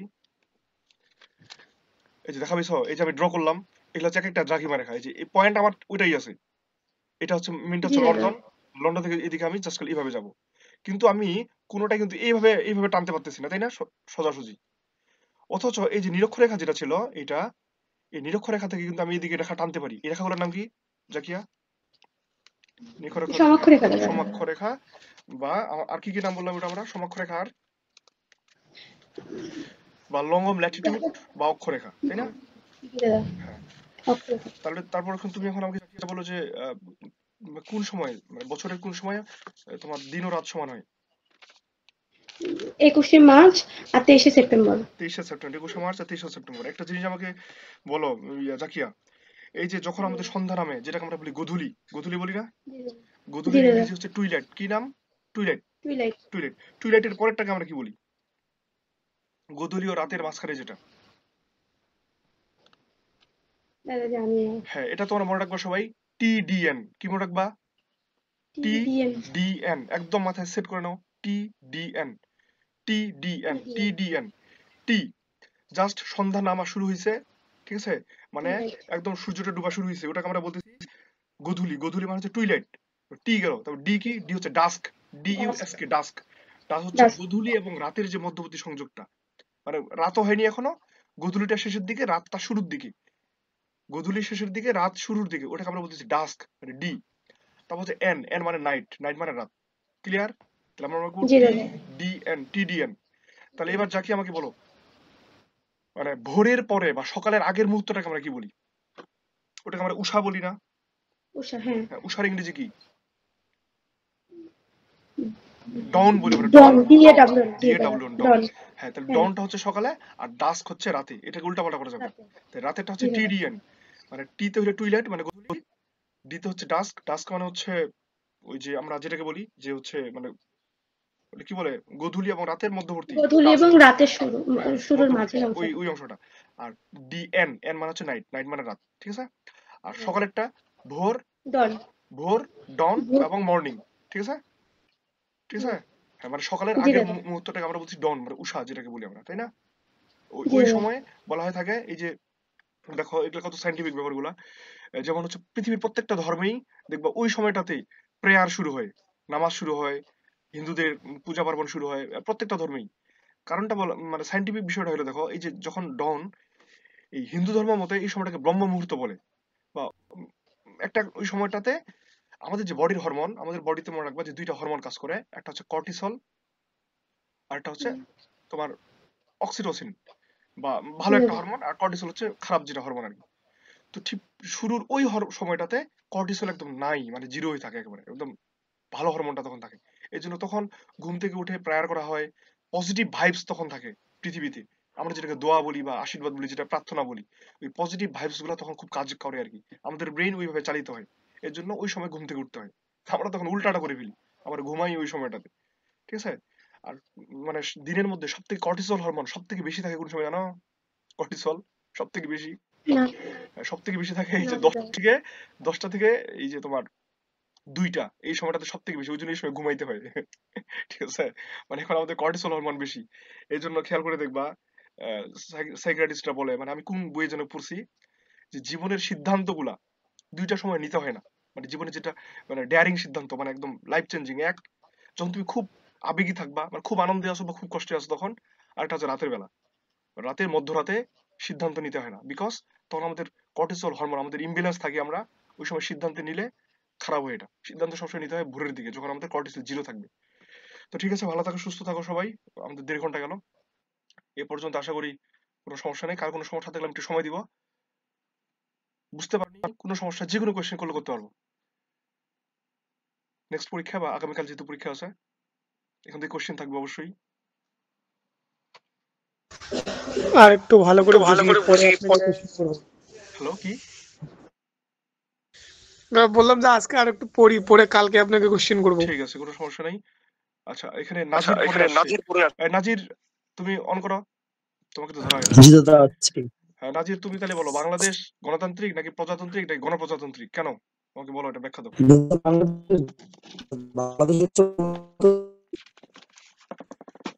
হ্যালো নাজির, নাজির তুমি ঢাকায় আছো না? তো তোমার নেটের অবস্থা এত বাজে কেন ঢাকার মধ্যে থাকলে? কিছু শোনা যায় না। দাদা আপনার কলটা কানেক্ট করার পরই হচ্ছে নেটটা খারাপ হয়ে গেছে। এই চিন্তা করে দেখো। আচ্ছা না, এবার ঠিক আছে, এবার বলো। দাদা বললাম যে বাংলাদেশ দুইটাই। হ্যাঁ, কেন? আপনি হচ্ছে মোট 4টা কারণ বলছিলেন, তার মধ্যে হচ্ছে 4টা না, আমি 2টা বলছি। গণতান্ত্রিকের 2টা কারণ বলছি, হ্যাঁ, রিপাবলিকের করে 2টা। হ্যাঁ, বলছিলেন। এখন বলো কারণগুলো বলো। জি, প্রজাতান্ত্রিক কারণ হচ্ছে এখানে হচ্ছে আপনার রাজা নাই। না, প্রথমে গণতান্ত্রিক 2টা কারণ বলো। গণতান্ত্রিক কারণ হচ্ছে যে এখানে, দাদা আমি বলি তো, তাহলে দাদা শোনো। এখন মাথার মধ্যে গোছানো নেই দাদা। আচ্ছা ঠিক আছে, আমি বলতেছি, শুনছিলাম কোনো কিন্তু ভুলে টেনশন গেছি। নেই, আমার কথা শোনো, কোনো টেনশন নেই, শোনো। গণতান্ত্রিকের নিয়ম হলো যে এখানকার যিনি সরকার প্রধান থাকবেন, উনি জনগণের প্রত্যক্ষ ভোটে নির্বাচিত হবেন। ঠিক আছে, সরকার প্রধান, রাষ্ট্রপ্রধান না, সরকার প্রধান। আর গণতান্ত্রিকের 2 নম্বর রুলস হচ্ছে যে জনগণ এখানে সরকারি কাজে ইন্টারফেয়ার করতে পারবে, শুধু রাষ্ট্রের সার্বভৌমত্ব রিলেটেড যেগুলো, এগুলো ছাড়া। তাহলে বাংলাদেশে 2টাই হয়, আমাদের সরকার প্রধান, আমরা নিজেরাই ভোট দিই, আবার আমরা রাষ্ট্রীয় কাজে ইন্টারফেয়ার করতে পারি। এই কারণে গণতান্ত্রিক। এবার আসে প্রজাতান্ত্রিক। প্রজাতান্ত্রিকে বলা আছে যে রাষ্ট্রপ্রধান যিনি, অর্থাৎ যিনি রাষ্ট্রের প্রধান, উনি প্রত্যক্ষ বা পরোক্ষ ভোটে নির্বাচিত। তো আমাদের যিনি রাষ্ট্রপতি, উনি পরোক্ষ ভোটে নির্বাচিত, এমপিদের গেল। 2 নম্বর রুলস, এখানে রাজতন্ত্র থাকতে পারবে না, আমাদের দেশে রাজতন্ত্র নেই। তার মানে আমরা প্রজাতন্ত্র প্লাস গণতন্ত্র। এবার বুঝতে পারছো নাজির? জি জি দাদা, ক্লিয়ার। তো ঠিক আছে, সবাই ভালো থাকো, সুস্থ থাকো, টাটা। দাদা, হ্যাঁ বলো। দাদা হচ্ছে একটা কোশ্চেন হলো ইয়েতে আপনার আধুনিক বিজ্ঞানে, কোশ্চেনে চলে যাচ্ছে। On July dash man worked on the moon for the first time. তো এটা 20 তারিখে না, বুঝিনি তো হিসেবে তো 20th হওয়ার কথা। কোনটা? 429 পেজ আধুনিক ইয়ে তোমার কোন চ্যাপ্টারের? কোন চ্যাপ্টার? আপনার হচ্ছে যে কি বলে মহাকাশের আর কি, কৃত্রিম উপগ্রহ ইতিহাস, এর পরে। আন্নিকুতি বান্নির বার্ষিকুতির ওখানে। চন্দ্রগ্রহণ সূর্যগ্রহণের পরের পেজে দাদা। ওহো, একটা কথা বলতে ভুলে গেছি, একটু দাঁড়াও। এই সবাই ওরা তো চলে গেছে। চন্দ্রগ্রহণ সূর্যগ্রহণটা তো বলা হয়নি। আরে এই আমার কথা শুনো, এই দেখছো যারা আছো, এই চন্দ্রগ্রহণ সূর্যগ্রহণ গন্ডগোল লাগবে পরীক্ষায়, আমার কথা শোনো, এটা বলে নি আগে। দেখো, মনে করো পৃথিবীটা আছে, এই পৃথিবী এখানে, সূর্য এখানে, চাঁদ, এই তিনটা জিনিস যখন এক সরল রেখায় আসে তখন চন্দ্রগ্রহণ বা সূর্যগ্রহণ ঘটে। আমি আবার বলি, পৃথিবী, চাঁদ আর সূর্য, এই তিনটা জিনিস যখন একই সরল রেখায় আসে তখন হইতে পারে সেটা চন্দ্রগ্রহণ, না হয় সূর্যগ্রহণ। কখন কোনটা হয়? সূর্য ফিক্সড, সূর্যকে নিয়ে মাথা ঘামানো ঘামি নেই, ওটা ফিক্সড। তাহলে উল্টাপাল্টা হয় কে? পৃথিবী আর চাঁদ। মনে করো যে আমার এই তিনটা আঙ্গুলের কথা চিন্তা করো, এটা সূর্য ফিক্সড, এটা চাঁদ, এটা পৃথিবী, এটা চাঁদ, এটা পৃথিবী। আমার আঙ্গুলটা একদম দেখো, সূর্য ফিক্সড, এটা চাঁদ, এটা পৃথিবী। চাঁদটা এখন এখানে আসে, চাঁদটা যদি ঘুরে এখন এইখানে আসে তাও কিন্তু তিনটা সমান হয়। তার মানে পৃথিবী একবার এই পাশে আসতে পারে, চাঁদ একবার এই পাশে যেতে পারে। দ্যাট মিনস পৃথিবী এবং সূর্যের মাঝখানে যদি চাঁদ আসে তাহলে এটাকে আমরা বলি সূর্যগ্রহণ। কিন্তু যদি এবার যদি চাঁদ পৃথিবীর জায়গায়, পৃথিবীটা আসে চাঁদের জায়গায়, তাও সমান। যদি পৃথিবী যদি মাঝখানে আসে তখন আমরা এটা বলি চন্দ্রগ্রহণ। মনোযোগ সহকারে বুঝো, সূর্য ফিক্সড, তিনটাই এক সরলরেখা বরাবর হবে, তখনই হবে চন্দ্রগ্রহণ বা সূর্যগ্রহণ। এবার মাঝখানে যদি চাঁদ আসে তাহলে আমরা বলতেছি সূর্যগ্রহণ, অথবা মাঝখানে যদি পৃথিবী আসে তাহলে এটাকে আমরা বলতেছি চন্দ্রগ্রহণ। ক্লিয়ার উনি ব্যাপারটা বুঝতে পারছো? মাঝখানটা মনে রাখবা, মাঝে চাঁদ আসা মানেই সেটা সূর্যগ্রহণ, মাঝে পৃথিবী আসা মানে চন্দ্রগ্রহণ। বুঝতে পারছি। হ্যাঁ, এটা না গন্ডগোল লাগবে। এখন তোমার কোশ্চেনটা কোনটা বলো? প্রশ্ন হচ্ছে দাদা হলো 429 পেজ। আমার তো বই আমারও পুরানা দাদা, সমস্যা নেই, আমারও হচ্ছে এডিশন। হ্যাঁ, তুমি কোন চ্যাপ্টারের এটা? এটা দাদা ওই যে চন্দ্রগ্রহণের পরে হচ্ছে আপনার হলো কি বলে কৃত্রিম উপগ্রহ ইতিহাস, ওখানে মহাকাশের যে ইয়েগুলো চ্যাপ্টারটা, মহাকাশ অভিযানের। কোশ্চেনটা কি? 18 নম্বর কোশ্চেনটা দাদা। কোশ্চেনটা বলো তো। On July dash man walked on the moon for the first time.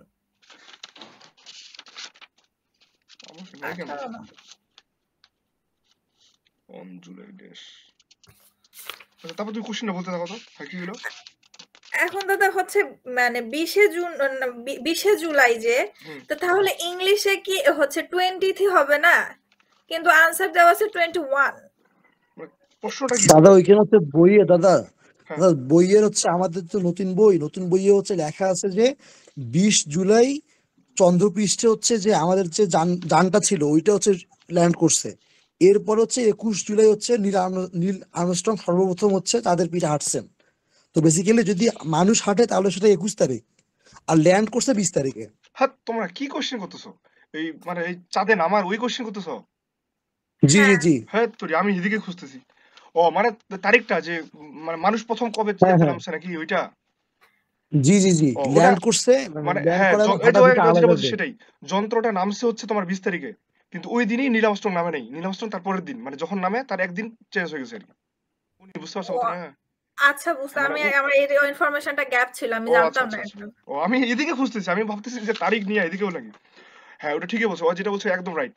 যন্ত্রটা আগে হচ্ছে যন্ত্রটা এখন ল্যান্ড করছে, কারণ ওটা তো অন্য পরিবেশ। এটা তুমি বাসিয়াটা পাইলা রে, যে তুমি বাসিয়াটা গাড়িটা আটকাইলে সাথে নামে গেলা, ওটা তো চাঁদ। ওটা তো তোমার আজ বুঝতে হবে ল্যান্ড হইলো না ভালো হবে, ওখানকার অ্যাটমসফিয়ারে নামা যাবে কিনা, হ্যাঁ অ্যাডজাস্ট হইতে হবে, সবকিছু আগে দেখে টেকে। আর তখন তো সায়েন্স এত উন্নত ছিল না, তাই না? তো তারপরও যন্ত্র রোবট দিয়ে ওটা দেখে টুনে তারপর, হ্যাঁ এই জন্য ওটা একদিন পরে হয়ে গেছে। তো থ্যাংক ইউ। আমার এই ইনফরমেশনটা হচ্ছে জানা ছিল না, ঠিক আছে, ওটা না জান 30 স্বাভাবিক। তো ওকে, ঠিক, ভালো থেকো সবাই। আচ্ছা, টাটা। ঠিক আছে।